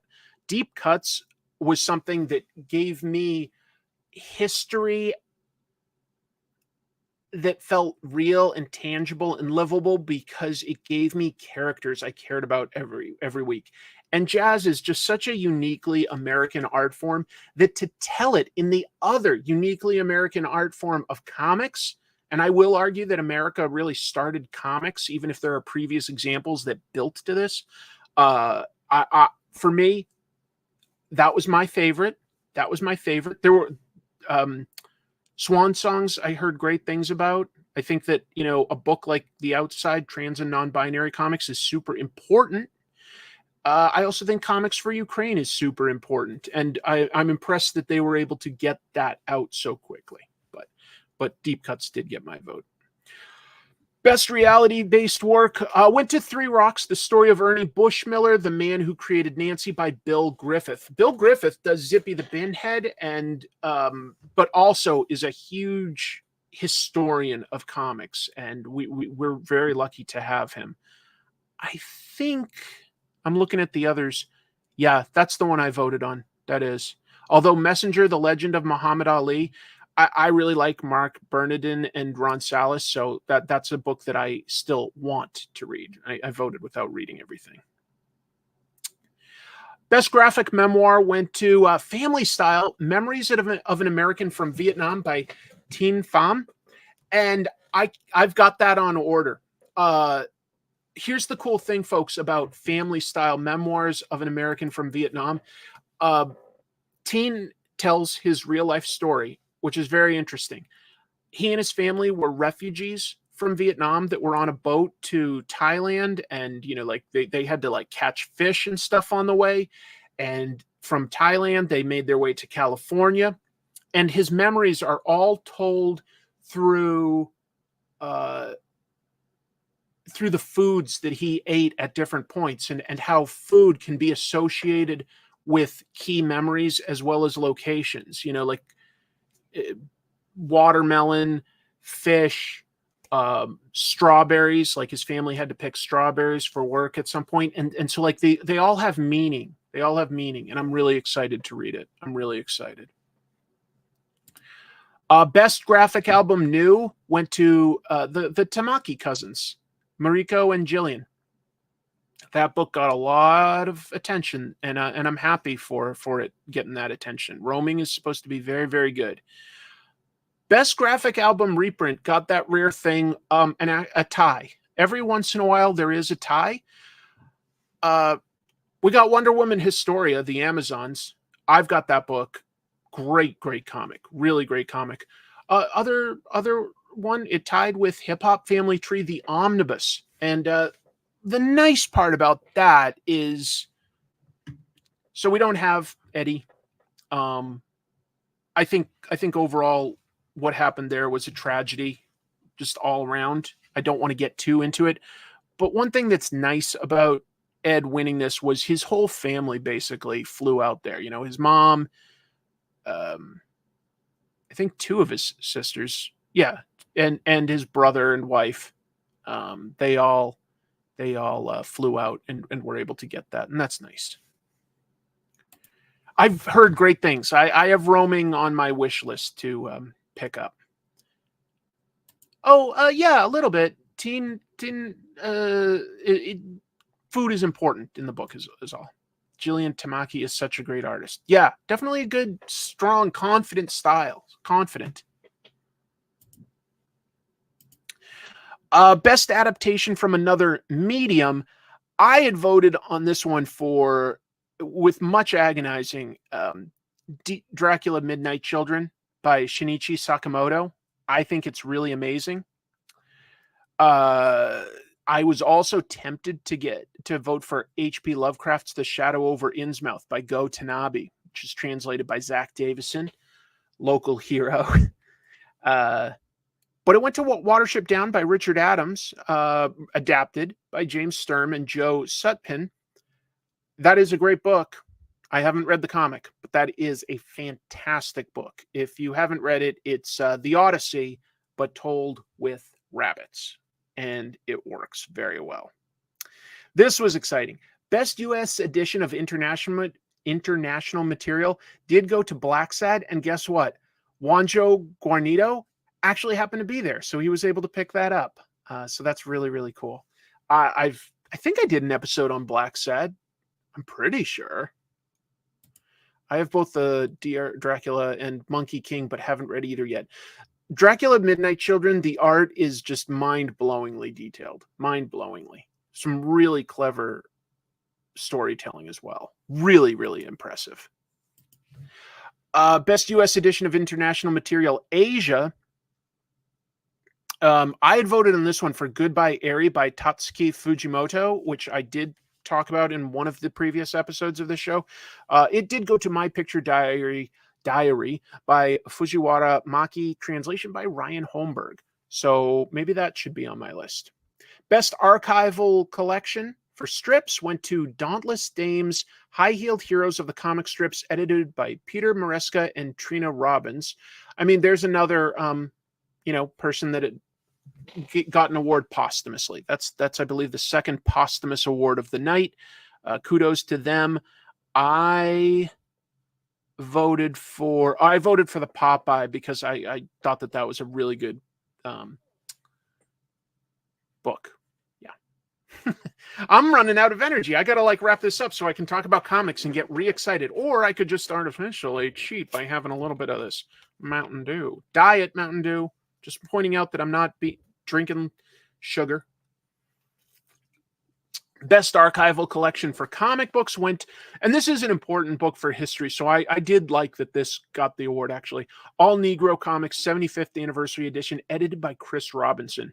A lot of, I think I did vote for the Ballad of Halo Jones, but All Negro Comics is important, and I'm glad that they got that. Docs means when you reveal somebody's personal contact information details. Like if I all of a sudden typed right now your home address and your full name or something, that would be doxing you.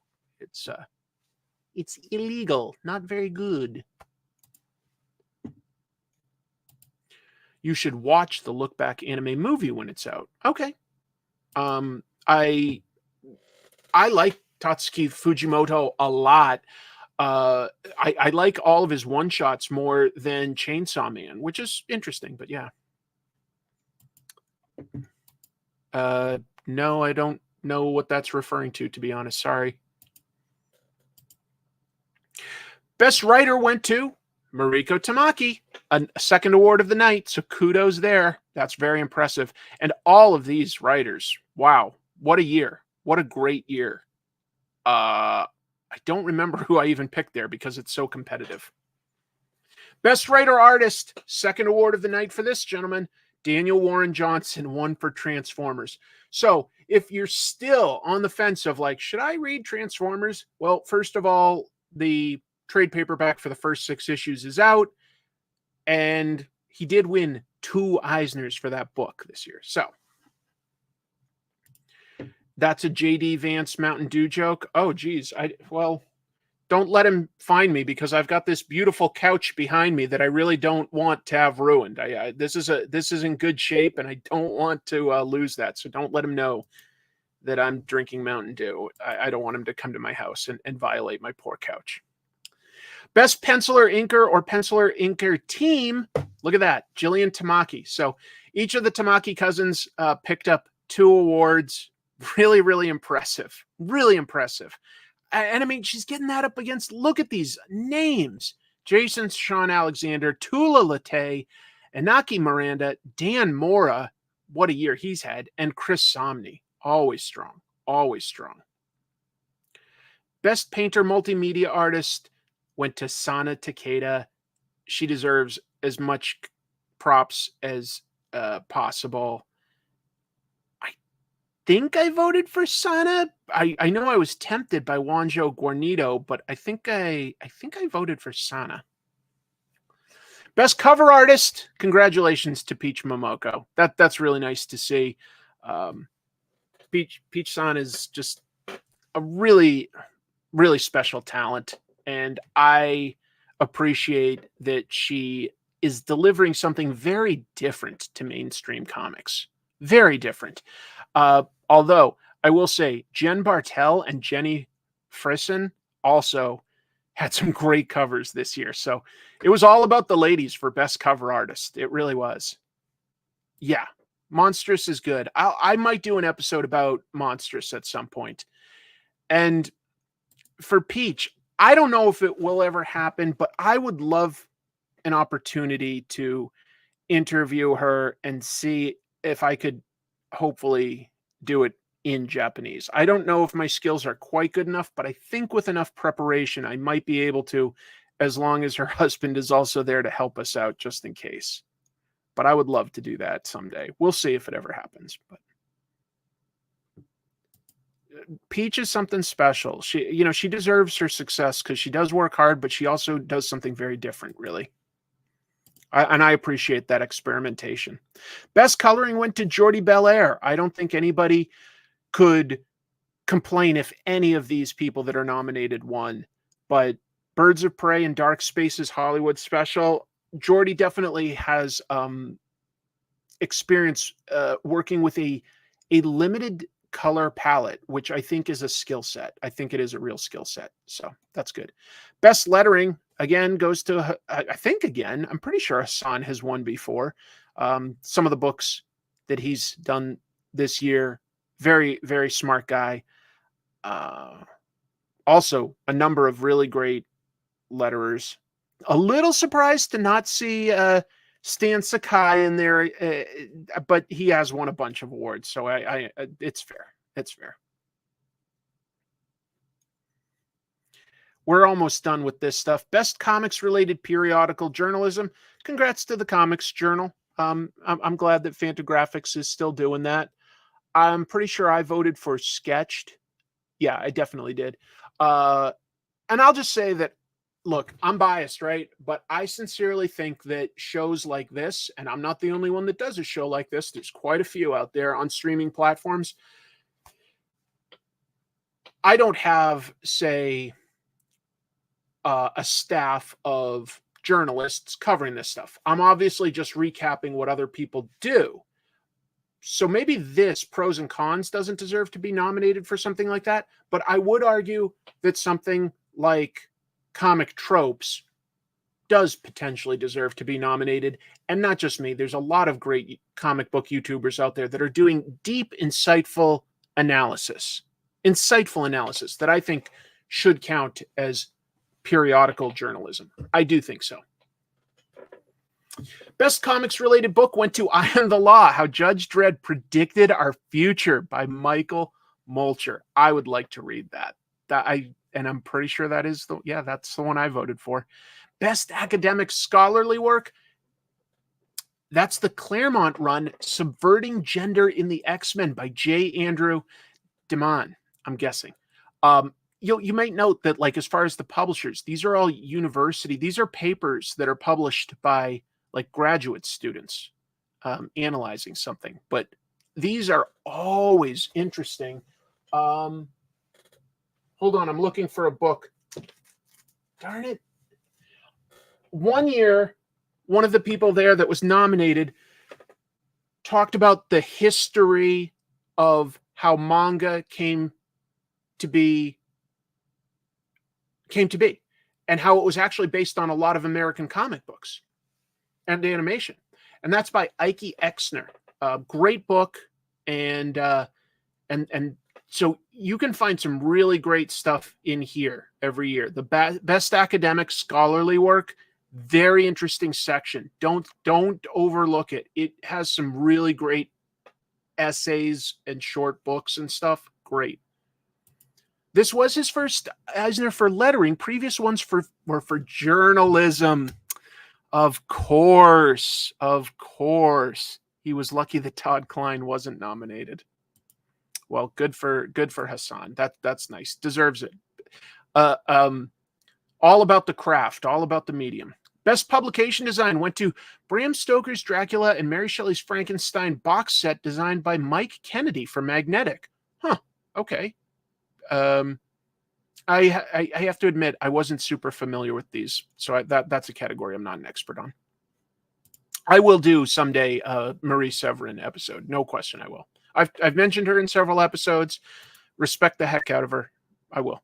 Best web comic.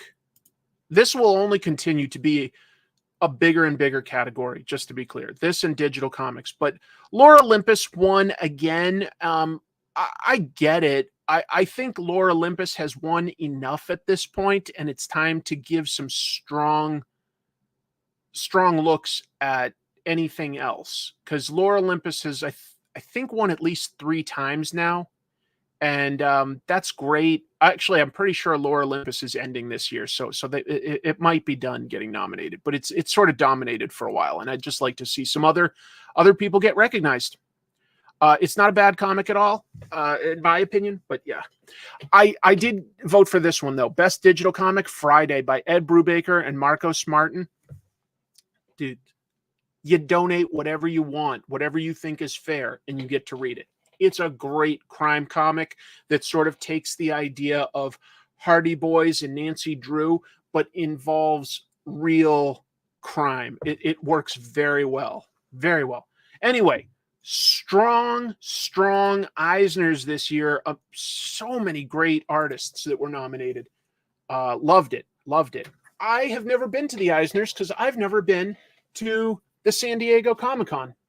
Almost went this year at the last minute. Like there were a couple publishers that basically said, hey, if you'd like to host a panel, we'll give you passes.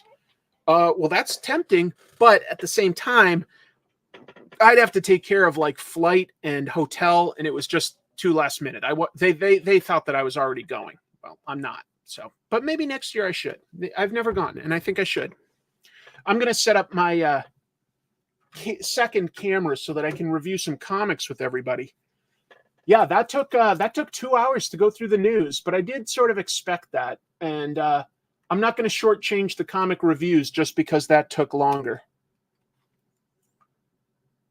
Let me just zoom in a little and get this set up. And I was planning on starting with Ninja Turtles, but because the show has discussed No One a bunch, I'm going to actually start by talking about No One a little bit. And I don't know 100% what I'm going to say, but I got a thread and needle here. No Olympics coverage here. I know that's what everybody comes here for, but that's actually not something I'm going to talk about. I did not hear that. Minor Threats, the comic with Patton Oswalt and Jordan Bloom. Oh, we're probably going to go another 50 minutes or something.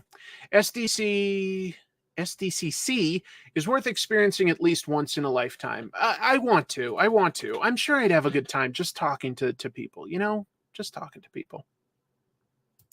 No One by the Ultraman guy. Yes, that is famously what Kyle likes to be called, actually. So I appreciate that. Thank you for he likes to be called the Ultraman guy. And we're going to do that. There we go. Let me shift things over just a little. Whoops. Okay. So No One, issue 10. This is a 10-issue true crime. It feels like a true crime series is what I meant to say. And the covers are dramatic. They tend to highlight the vigilante No One. But really, this is a big, diverse cast in which no one is important to moving the plot forward. But as far as a character, he's not the most important character. The more important characters are Ben Barnes, a cop, and it's Julia. Yeah, Julia, a reporter at the local Pittsburgh Ledger. Those are the more important characters. But in this sort of final issue, and I'm not going to spoil everything that happens, but Ben here, he's like the former police detective. His son was arrested for being a serial killer. But I guess they just didn't have enough evidence to convict him, and he got out, okay? Because there was evidence that there was another killer, copycat. There's a lot of suspicion as to like who the original Richard Rowe killer, they called him, is. Anyway, so this is Aaron, and Aaron kidnaps Julia, the reporter, to watch him hold accountable all these different people. And that includes not just his father, but also his father's partner who had like shot an innocent kid back in the day, and they never reported it. We've got the governor. We've got Julia's mother, who basically hosts sort of a Fox News type of reactionary news channel. And No One himself, who we learn in this, is not anyone we've suspected, but was originally working with this guy. I'm giving you too much. It's complex. It's a mystery. Of course it's going to be complex. There's some twists to this. There are some turns. There's some deaths. I'm not going to show you all of it. what I'm going to say is that, like, it's a little complex, and this will read much better in trade paperback format because there's a bunch of characters, and you don't always see everything that they experience because it's a mystery. So some of it they're explaining, like, hey, yeah, I actually was with the person X, Y, or Z. But it's very well thought out. There is a little bit of Twin Peaks style, not as much humor, to be fair. Twin Peaks, like the show, had some humor. This is a pretty serious book. What's interesting is ultimately, you know, like, Julia obviously is able to sort of like report on things, but it ends with she leaves her job at the Ledger, and the people at the Ledger do get a note saying that I am no one, implying that no one is still out there, even though everybody thinks this is all over. So that's why if I was only getting this and I didn't know about this movie that's also a piece of it, I might have been a little unsatisfied because we don't get sort of, you know, a big unmasking reveal. But that was never really the point of this. The point was uncovering the killer, but wasn't really it wasn't really the point to uncover who the vigilante is. I mean, the book is called No One, to be fair. And that's what the vigilante calls themselves, as in they could be anyone. They call themselves No One because they could be anyone. I liked it. I didn't quite love it, but here's why. And it might work better for you. I would have liked a little bit more humor in this to offset the fact that we're dealing with murders and stuff. Not a lot. I don't want to undercut the stakes, okay? I don't want a Marvel movie style quipathon. That wouldn't have worked. I'm just saying there needed to be at least one character that was a little separated from how serious all of this was, that could have been a little funnier. Just somebody maybe at the office, or somebody that was like an assistant to a politician, somebody that's in over their heads. I think that could have really helped, just given us as readers a little bit of breathing room. And you might have even had the opportunity to do one or two scenes where they aren't funny because they're overwhelmed by the seriousness of the situation. I just think that it was something for balance that this could have used. I think that the art was uniformly strong. Geraldo Borges did a great job in this. Expressive characters, good use of like blacks, good storytelling. I think his covers are very dynamic. I would have liked to have seen a little bit more action since there is a vigilante, but I liked that whenever there was action, it was pretty believable. Like this, no one was never like doing multiple backflips, okay? And I appreciated that, especially as somebody that has actually literally run around in the city in, you know, sort of a super suit, you know, armor and stuff. And that was when I was in really good shape. It's not easy, actually. So that's a great question. Who do I think No One is?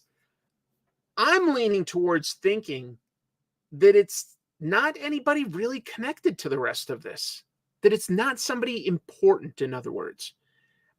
And I know on one level that might sound unsatisfying, but I think thematically it would work for this story because it's not important who the vigilante is. It not really, in my opinion. Well, the story isn't complete yet, right? We've still got the this movie. But what I would definitely encourage you to do is this. I would encourage you to at least check out the podcast, because I think you actually get a very complete experience reading either of them. You obviously get more if you do both, but both the comic and the podcast can be enjoyed separately, telling you the story through different points of view. And the podcast, again, is called The Drop, I believe. Let me just double check. Who is No One, the podcast? Oh, it's just hosted at yeah, The Drop is more like what they call the podcast producer. Anyway, you can go to the-drop.info. Boy, I stuttered that one out. Sorry. I can't really get a good high-res shot of the QR code for you to scan, but I encourage you to check it out. The No One Podcast. It's pretty good. Let's move on to some other comics that came out this week, because I won't review them all, but I got a lot.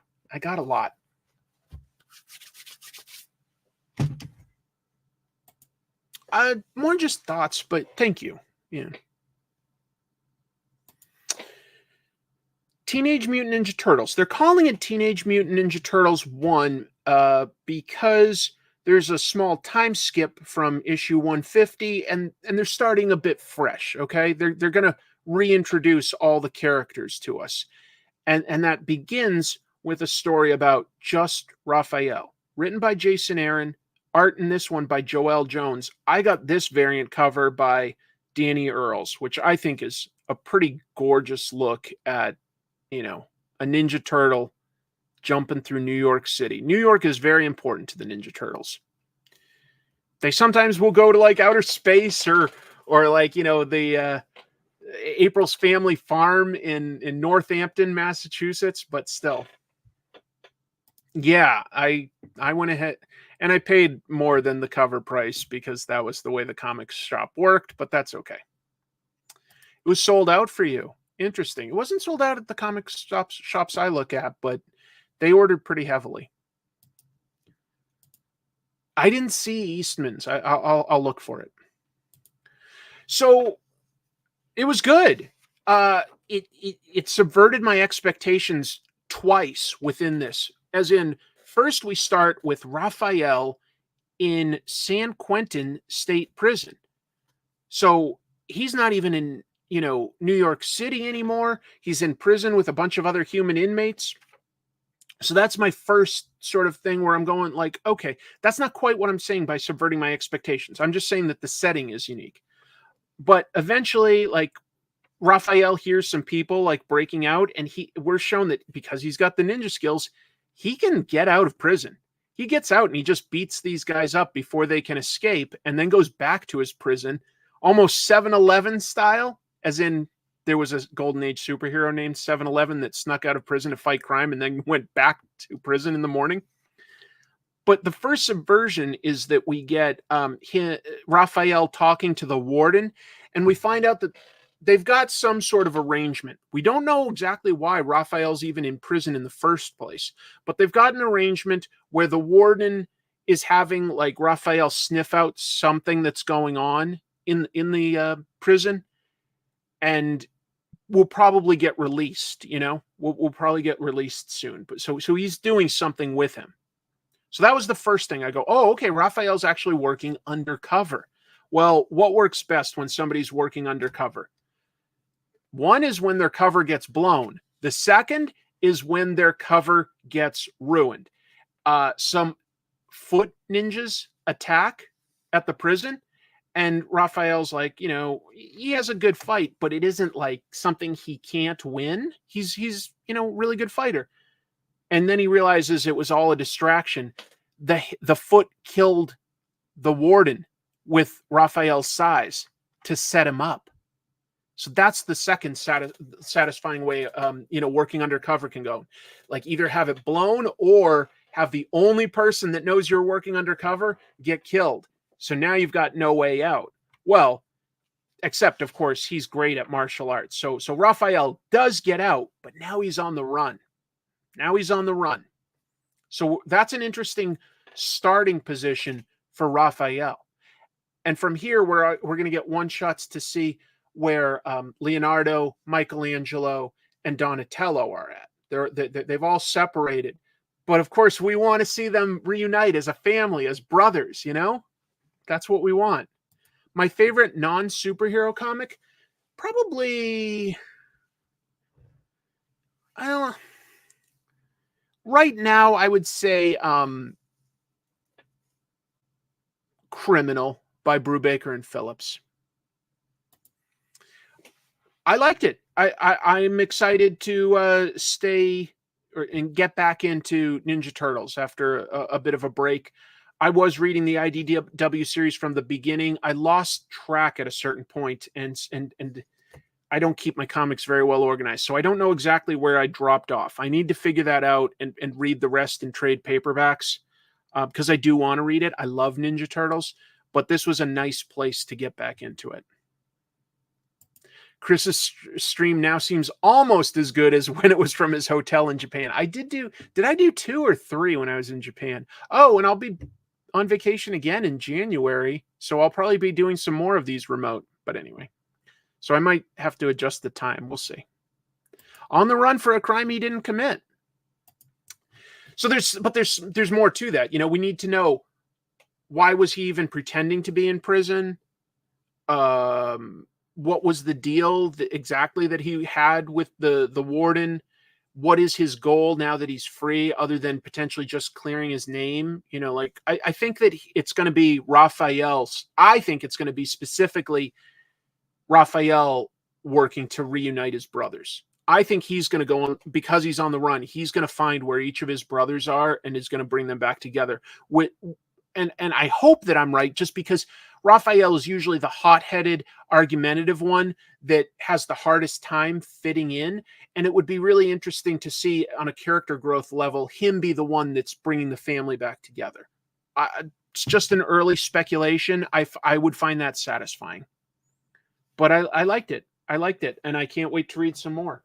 I think that Jason Aaron has a good handle on Raphael's voice. You know, I do. Yes, we've seen like hints of where they all are, and Downey definitely seems to be in the most bleak situation. Well, I will take a short trip to New York in October to go to New York Comic Con. And then in January, I'm going to go with my family to, or see my family in Hawaii, and then a short jaunt from there to Japan again. Void Rivals has become really, really good lately. It's been decent, but I thought issue 10 and 11 are really strong, because the two main characters are now teamed up with Springer, an Autobot that's trapped on their planet. The two heroes, if you don't know, are from like 2 different cultures that are fighting on this planet. Like they think that they're, you know, different species, because they go into war wearing masks and helmets and fighting all sorts of amazing technology. But we're slowly learning that they may actually all be one species, and that there may be some really strange stuff behind all of that. Oh, I'm so glad that you read Ducks. Yeah, there are some points of it that remind me of Guy Delisle's nonfiction books. That's so nice. It might work a little better with so much Transformers stuff in it. I know. One thing that I thought was interesting about this, there's a fight with some bad guys, right? And the main guy, I'm having trouble remembering the names. The main guy gets in this armor, this power armor. And it just makes me wonder a little bit more if long-term, the aliens in this series could ultimately become integrated with Transformers as things like Headmasters, Power Masters, Target Masters. Those were all gimmicky Transformers lines where they had human-sized aliens that went through, you know, a process where they basically became tiny Transformers that would become their heads, their guns, their engines. It might be a long shot, but I think that that's a possibility. I don't think that's true. Don Johnson definitely voiced Lieutenant Falcon in the G.I. Joe movie, but Springer was somebody else. I can't remember the actor off the top of my head, but I'm pretty sure it wasn't Don Johnson. And I'm not trying to be argumentative, but yeah, could involve Transformers Pretenders. I don't know. Maybe I'm looking for a connection that isn't there, but we'll see. An episode on Mark Crilly. I'll keep that in the back of my mind. Thank you.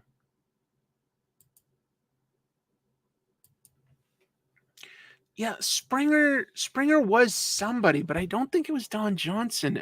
I can remember his voice, and somebody look it up, maybe. Neil Ross. Yeah, that sounds Neil Ross. But you were close because this is all in the Energon universe, and Don Johnson voiced Lieutenant Falcon. Thanks for the help, everybody. I like the art in this. I think that Lorenzo De Felici is really good, and he does some good Transformers characters. We're also getting a subplot with Quintessons and Hot Rod. So these are definitely more the characters from the movie than sort of the cartoon and stuff. We're getting to it's still Generation 1, but it was like 3 or 4 years in the like three waves in, I guess. The more sci-fi stuff than the stuff that was happening on Earth. But it kind of works in this context pretty well. And it builds up to the characters seeming to need to go separate ways. After going through almost a year's worth of journey to come together and to become an effective unit. There's also some good bits of humor in this. Kirkman's good at little bits of humor, and he needs to do more of it, in my opinion. For instance, during this, the main guy that I was talking about sees Springer just kick a tank, and he goes, "You kicked a tank, rad!" And he goes, "Wait, I've got an idea." And he runs away, and Springer just says, "Running away is a terrible idea." So this guy is a coward too? But fortunately, the main lady sticks up for him. Why can't I remember? Solila is the name of the girl. Solila. I just can't remember the name of the guy. Because it's made up names. It's not as easy to remember as Joseph or something like that. I'm seeing if they mention the name early on.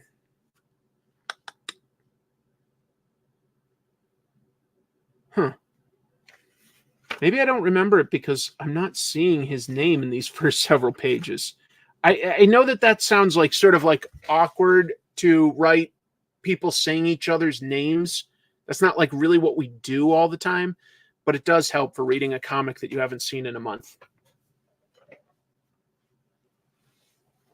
X-Men continues to do this sort of soft reboot following their Krakoa era. And we've had 2 books so far. We had just plain X-Men, and we had Phoenix. And I'll be honest, I didn't love either of them. I don't think I'm going to continue with either of those right now. That's just... But I think I'll read at least the next issue of NYX. NYX just follows a bunch of mutants in New York.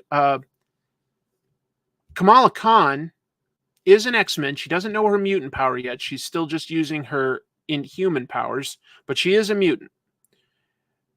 She, out of all of them, is the only one that also still has a secret identity. But she's going to college at Empire State University, and so is Sophie Cuckoo, one of the 5 Cuckoo sisters. And they become friends. They're very different characters, but they become friends. We've got Prodigy is a professor at the school. Anol is a bartender nearby, and Laura Kinney Wolverine is tracking down some of the same problems that Ms. Marvel is doing. But what I like about this is that Ms. Marvel is the central character, and Kamala is the best defined. She's nerdy, but she's really heroic, and she's got a knack for being a good hero. And all of her instincts in this are cool. So even when Sophie is sort of embarrassed by how uncool Kamala is, she does have a scene where she gets really impressed by how Ms. Marvel works as a superhero. She goes, "Ms. Marvel, I get it now." I like that. I like that people appreciate how good Kamala is at being a superhero. Have you ever thought about doing voice acting? I'd do voice acting in a heartbeat if I had the first idea how to get an agent or gig. I would love to do something like that. I think I could do it too. But I have no idea how to do that. And I don't live in LA or even New York, so it's not that easy. You really have to be in those towns sometimes. Maybe less now than you did 20 years ago, but it's not easy. I don't know anyone that... I know people, but I don't like to ask favors. You know? I'm not going to call up Ken Jeong right now and be like, could I get a voice role on Masked Singer? I'm not going to do that. I'm not going to call up Robert Kirkman and go, hey, could I just voice, a college student on Invincible? So I've got people I could exploit, but I think that I'm more likely to keep friends because I don't ask for favors. Anyway, this one's just interested me the most because it took its time just setting the stage and making the main characters likable. And there's a mystery of some villains out there. And what I liked about it was it ties into some X-Men history, specifically some New Mutants history. And I loved New Mutants back in the day. That was one of my things. And yeah, so I don't want to spoil it, but it does that. And there's also some villain hints that relate to some of the main characters in the book, which just mean that there will be some personal stakes involved lately. Yeah. I could voice knowledgeable comics guy. I believe that Anal first showed up not in Uncanny X-Men 328, but in New Warriors number 14. None of that's true, by the way. I like the two different voices you just did to show your range. I don't know what two voices I did. It's probably annoying to the people that know me in real life. Anyway, my point is I got to be ruthless when I read so many comics. Maybe I'll come back to it if people say, oh, you missed out. That's actually a really good comic. I go, okay, I'll pick up the trade. But for now, I'm not continuing with X-Men or Phoenix, but I will get at least the second issue of NYX to see if I still really like it. That's my personal goal. Let's see. I heard that Brian Wood originally pitched NYX, but then took his ideas and made Demo with Becky Cloonan. But Demo was a long time ago. Oh, do you mean like the original NYX? This is like sort of a new one. Anyway, maybe. Yeah, I agree. I really like that Sophie specifically is being developed as an individual, even though she's got 4 twin sisters. Good idea. So I think next week the X-Men book that comes out is X-Force, if I'm remembering right, with Forge as the leader, and I think Deadpool is on the team. We'll see. We'll see in a few days. What else is worth talking about? Something is Killing the Children has been doing a bunch of one-shot issues that are each flashbacks to Erica's past to help flesh out our main character. And this one, she's doing research on monsters in town like she always does. And to get more information, she meets with a therapist in this small town, and she cries a little bit. And if you know Erica, she's very good at turning off her emotions and focusing on the mission. And the mission is always just kill the monsters and save as many people as possible. Whereas the people that trained her, it's just kill the monsters. And if there's collateral damage of people dying, whatever, just be efficient about killing the monsters. And we're going to think about the greater good. But Erica breaks the rules, and that's why her own people have sort of cut her off. But she doesn't know anything else, and she cares about other people, so she keeps hunting monsters. But in this, the therapist asks some insightful questions, and we learn a little bit about what matters to her in terms of causing her emotional pain, and that's interesting at this point. And a lot of that is not really tied so much to her family that got killed when she was young because she was so young, but more to Jessica from House of Slaughter, who trained her and sort of essentially adopted and raised her, but who also died. and Erica sees her foibles, Jessica's, as weakness, and it hurts her though that she's gone. It's really good. It's really good. Not lots of action per se, other than like brief flashbacks to some fights. So I don't know, would this be a good one to jump into if you've never read before, issue 39? In some ways, yes, because it helps you understand the character from the beginning. And in another way, they're not actively fighting a monster in this issue, unless you consider like, your internal demons monsters. I thought it was strong. I think that this is my favorite book that James Tynion has written. I've read a bunch of stuff by him, and I think he's a good writer. I like this character and this world. I really like it. And I think Werther Dell'Edera has something unique going on with his art. I think that like it's become easier to read. There used to be the occasional sort of like double spread panel up here, and then down here it would read across, and that would like throw me every once in a while. That isn't happening as often anymore. I think it's become a little bit easier to read panel to panel. I think that there are some really clever decisions with each choice. Just something small like this. This is an ending panel, and we've got, the hint of the doorway that the therapist is standing in, and Erica's walking away. Where's she walking away to? We don't know. It's actually not that important. So she's sort of walking into a void.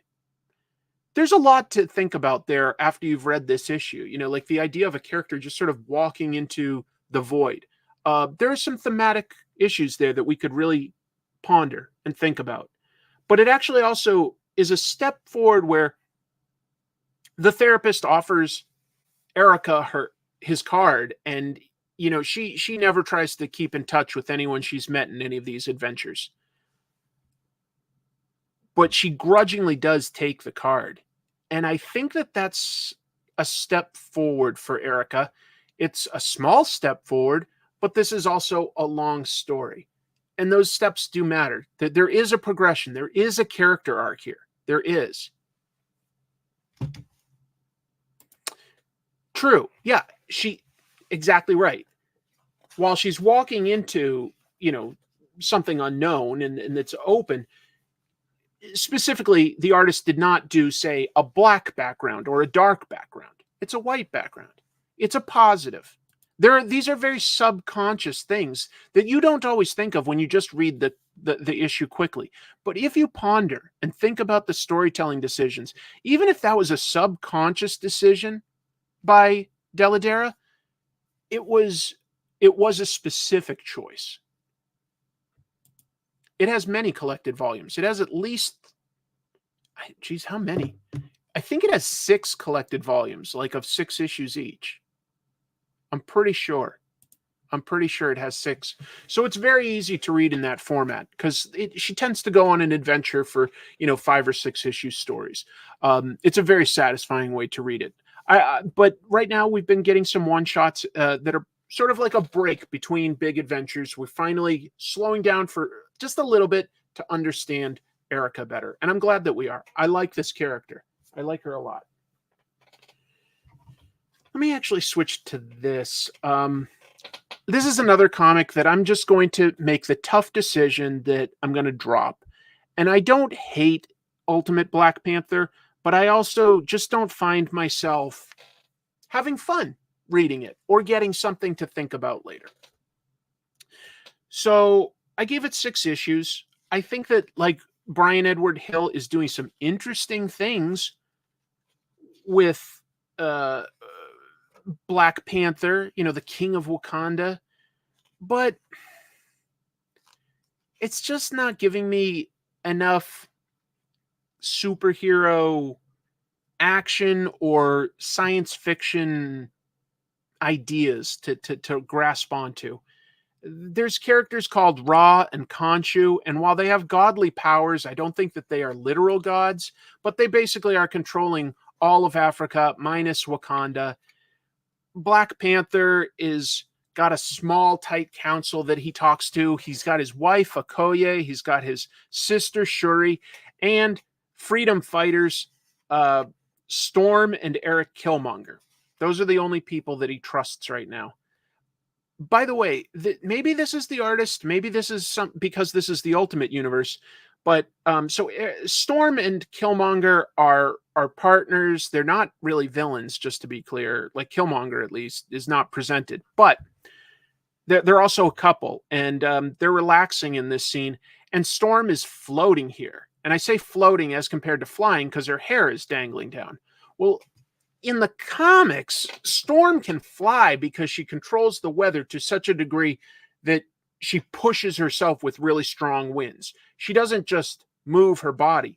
But maybe this is different, or maybe the artist just didn't think about that. I don't know. I don't know, because this is technically a new version. But she's just floating here.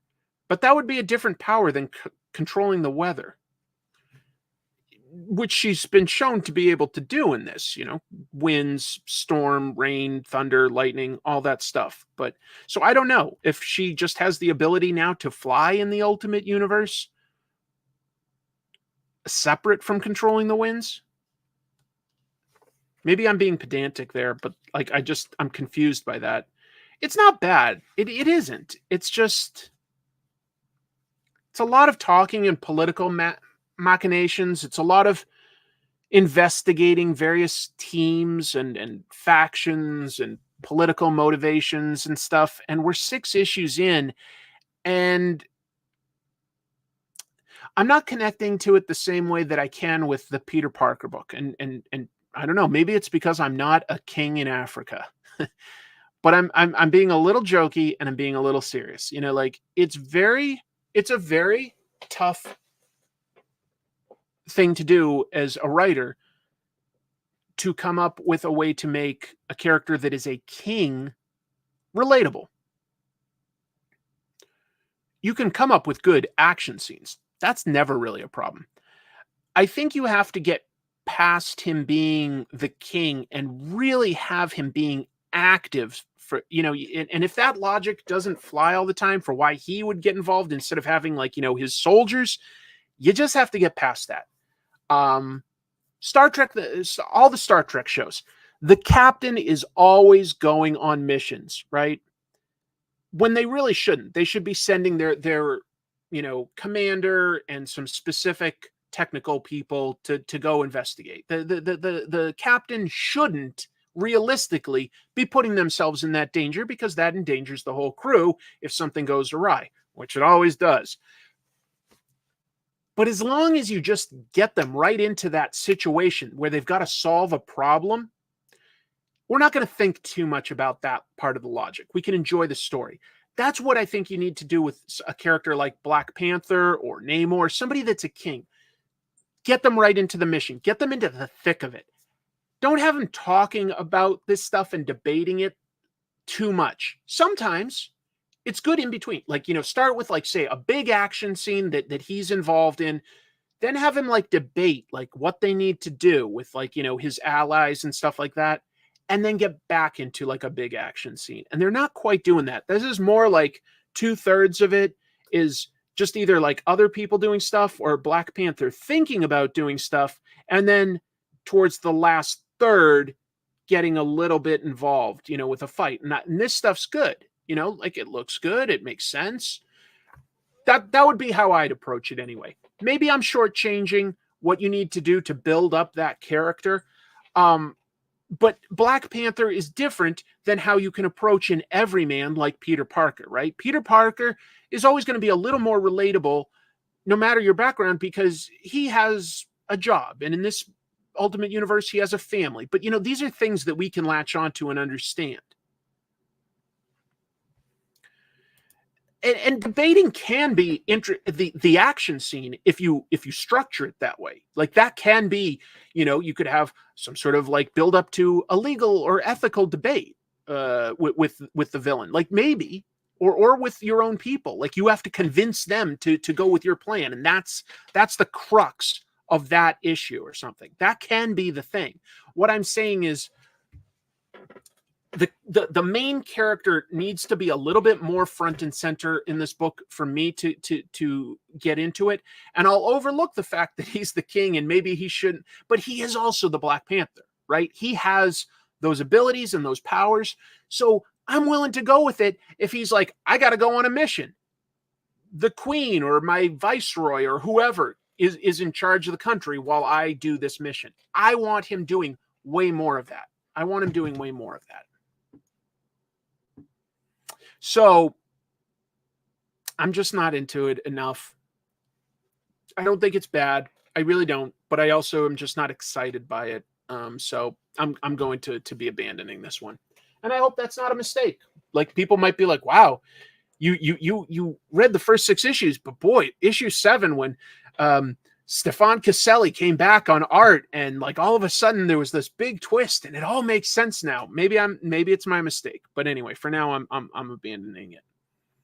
Some books, like, I don't have as much to say in some weeks. You know what I mean?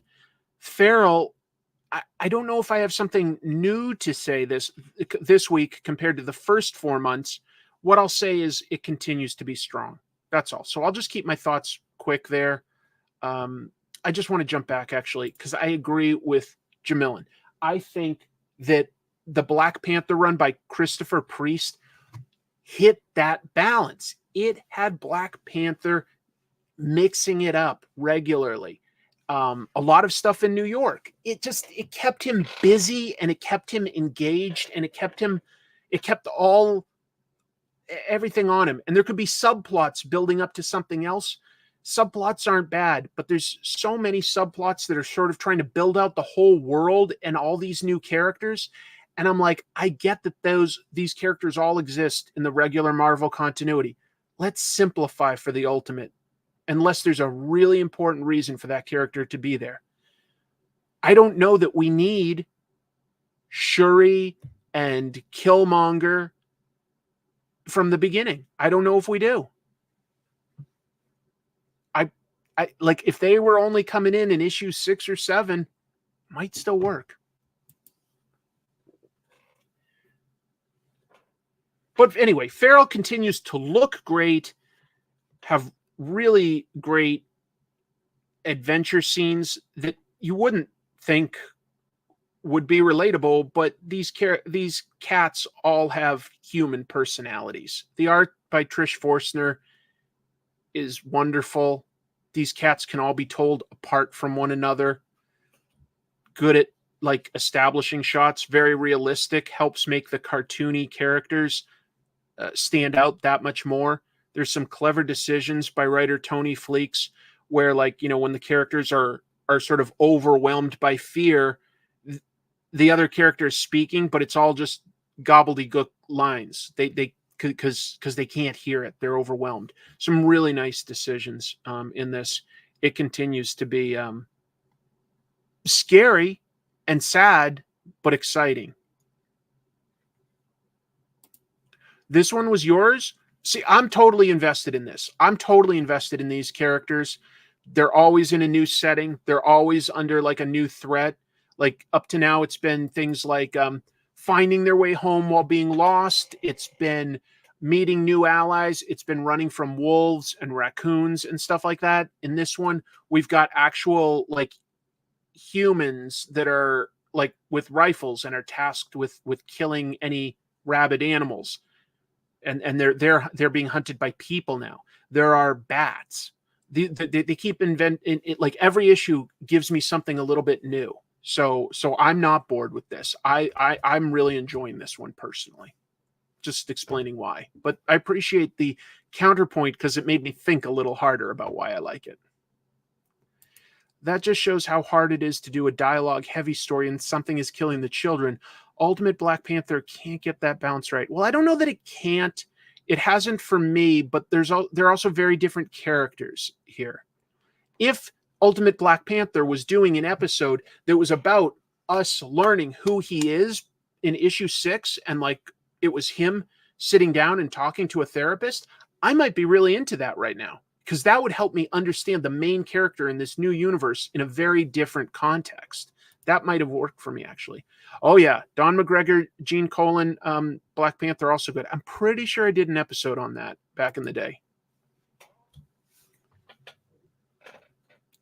Again, not as much to say, although I'll just say that the new Dick Tracy book has good dialogue, has good action, has good mystery, feels like an authentic time period piece.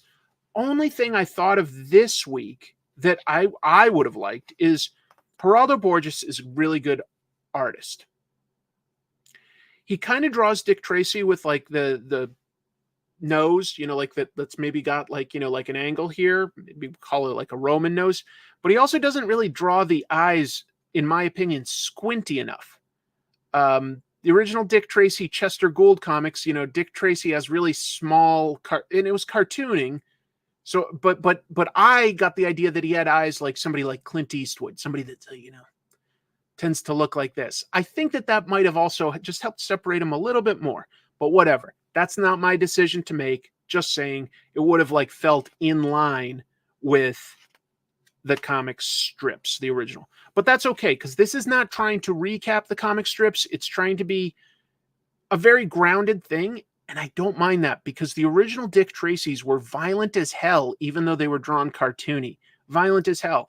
Now they're drawn a little more realistic. And so there isn't quite that same tonal whiplash where, you've got like a cartoony guy like talking on his wristwatch, and then all of a sudden he's like shooting 3 bullets through cartoon flat top. In this, there's various gangs that clearly are having like a gang war.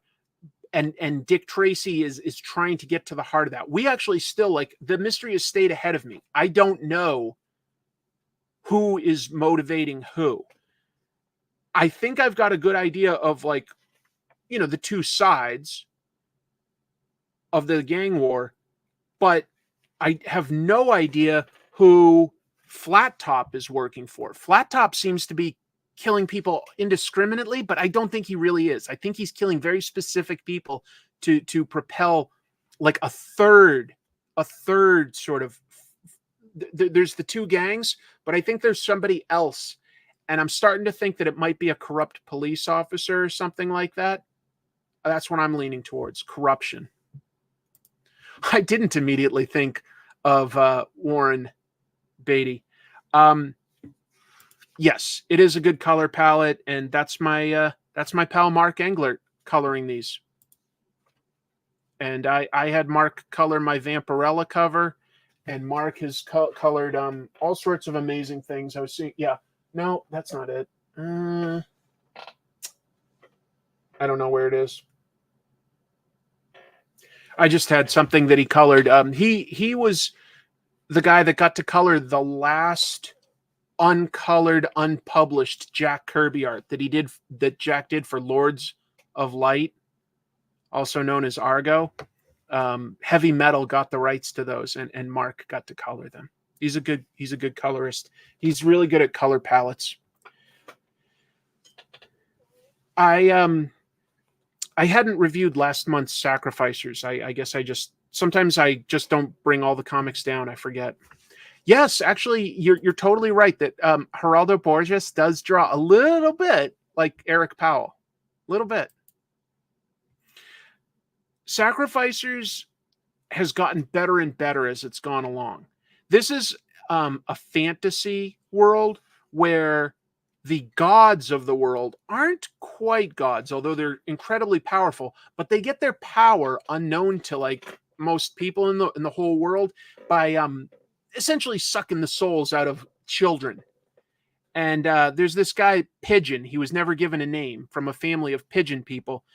And he was destined to be sacrificed, but he actually, some stuff went awry, and he got godlike powers. And now he's hunting down some of the gods. But that's only half of the story. This issue is full of like super violent and exciting like action, as he like sort of gets revenge on gods that aren't necessarily totally evil, by the way. Some of these gods don't know exactly how they're getting their powers. Rokos, the god of the sun, is definitely like the big bad that's driving all of this. So that's issue 9 with Max Fiamora. And then issue 10 has Andre Lima Araujo telling a very different story with Soluna. And Soluna is the daughter of the god of the sun and the goddess of the moon.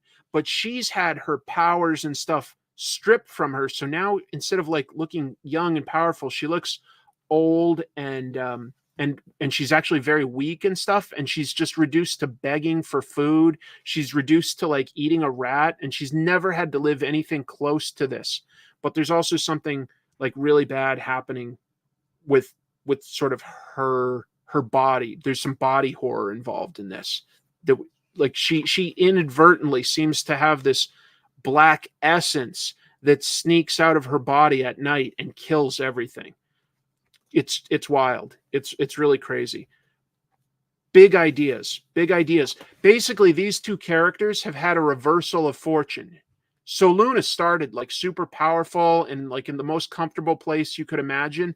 Pigeon was destined to be sacrificed, and now he's become as powerful as a god, and she's lost all of her power and is like horrified by what she is.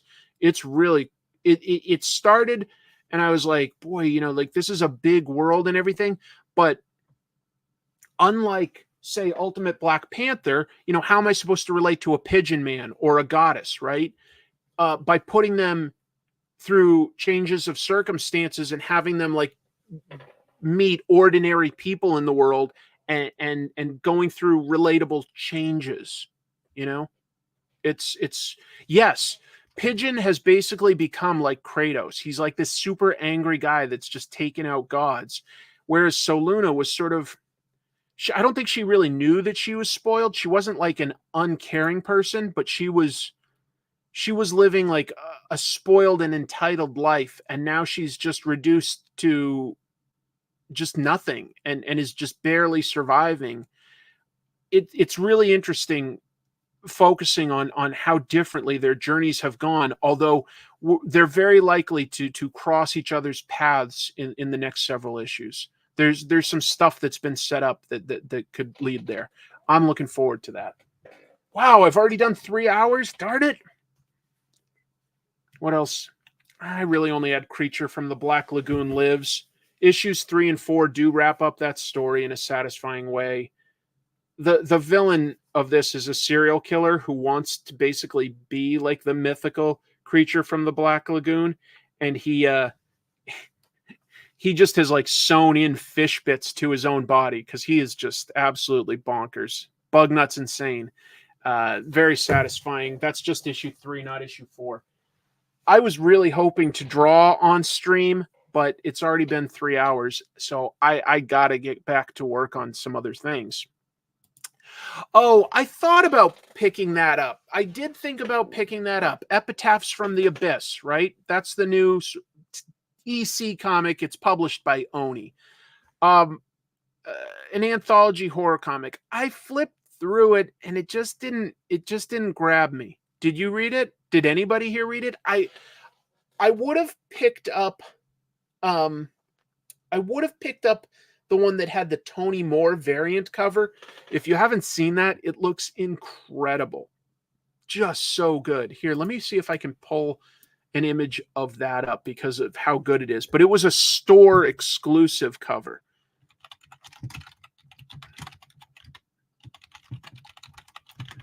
But I want to show it to you just because it looks so good. All right, let me see. I'll add this. Click on this first one. Look at that. Can you guys see that okay? Oh, hold on. Oh, it opened in another. I don't want it to open in another tab.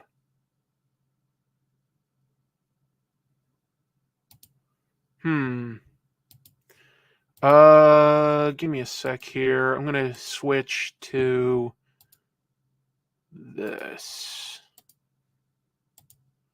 There. Can you see that now? I think that looks so good. I don't know if he colored it. I liked it.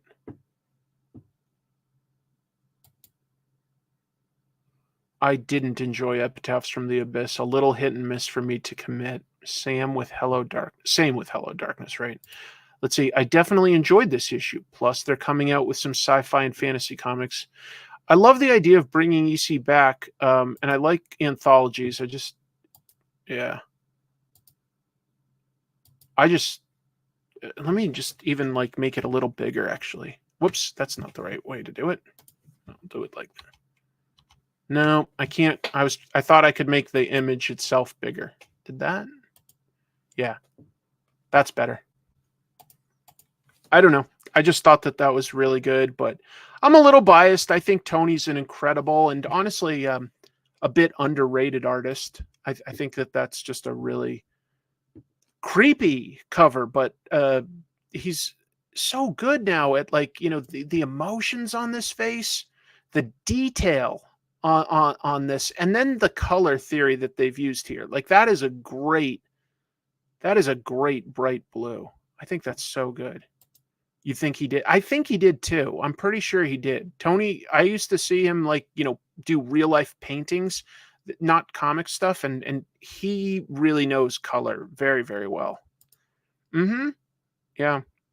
Anyway, so I wish that was the main cover, but that was a store exclusive. This one, this isn't. I don't know which store it is, but it's probably somewhere near where he lives in, like, near Cincinnati or Lexington, Kentucky, or I'm not going to say exactly where he is, but he's in that area. I just wanted to highlight that since you guys were talking about it. So if I could have gotten this, I would have bought it just for the cover. But I didn't have access to this cover. I flipped through and I just wasn't like totally blown away. That might have been a mistake, but I just also feel like I'm buying so many comics right now, and I really don't want to buy as many comics as I'm buying. I can justify it. I'm doing a show about comics, but it's still money out of hand. And I've just got, if you guys could see here, I've got like the comics that I've reviewed in the past weeks. I've just got them stacked up. I should put them in boxes, but I just rarely have the time. I probably do overwork, to be honest. I probably do. I've got my day job and I've got this, and I wish I could just at least do one and have a day or two off. But even if I had a day or two off, all I'd be doing at this point is chores. Chores like organizing my comics and stuff. Anyway, yeah, no spoilers. But again, I do think that Deadpool and Wolverine is pretty strong. I'll just end with that. Or I've got a few other things to say. I'll give it at least a B plus is what I'm saying. At least a B plus. Maybe higher, but we'll see. There's no colorist on his Instagram post, and his thumbnail has the same color palette, so I'm sure it's him. I thought it was, so that makes sense. They probably are tax deductible, at least to some degree, but I have to for that, I'd really need a CPA specifically, not just an accountant, but a CPA. And I don't really know how to find one that would like kind of know YouTube stuff. I've looked several times. I've never found one. So I've just been doing my own taxes, but I probably could get some deductions if I was realistic. Comic Tropes Pedigree Collection, hopefully coming soon. Probably not, just because, most of my more valuable stuff that I had when I was younger, like I say, I've said this before, but I moved across the country from DC to Seattle about 10 and a half years ago or so. And I sold all my comics. So I sold about 30 long boxes back then. I don't know if I could completely write it off or not. I'd need a CPA to tell me what I can write off. Start a home-based business for the channel and write off your comics and internet. Yeah, maybe even space, because I use like a portion of this room obviously for streaming, but and recording and editing, and I also have one room upstairs that's where I record and keep a bunch of the comics and stuff. Oh my goodness, I'm so glad I mentioned it. I will talk to you then, Chuck, if you've got a CPA, because I could really use the help at some point. That would be really nice. That would be so cool. So I've got a new episode up on Comic Tropes. I'd love it if you were able to check that out. I'd love things like likes and subscribes and comments. Those cost you nothing, but help me a lot. And on this channel, as soon as I'm hoping I can win the appeal that I've got on the latest trash movie Bonanza, because Jim and I recorded one. I think we're pretty funny in it, honestly. We talk about bad sequels. We talk about Prom Night 2 and Highlander 2, the original. But we've got a copyright claim on it. So before I release it and, monetize it and just give all that money to somebody else, I want to see if I can win my appeal, where I'm arguing that it's fair use and that we're only using a very small amount overall. It's not a substitute for seeing the movie. So I hope I win the appeal, and then I'll release it right away. If I don't win the appeal, we're going to have to re-edit it a little bit to take out some footage, which is annoying, but, potentially necessary. I don't know. Or maybe we just release it and don't make any money on this one. I don't know. Oh yeah, I've got a lot to say about it. We've also got a bunch of really cool movies that we want to talk about, and I'd hate to have that episode ready and approved and everything before the previous one. But we're doing good on our pacing, where we're on track to release our 13th 13th episode on September 13th. And what would the theme be? It would have to be Friday the 13th. It would have to be Friday the 13th. We might do that someday, but we've already done Ninja 2. So might wait a little while till we get to Ninja 3. But that one was in strong contention early on. And now it's probably been backburnered a little since we've already done a Ninja movie. Wait, I can figure out which one we covered, can't I? Because I have these. Yep.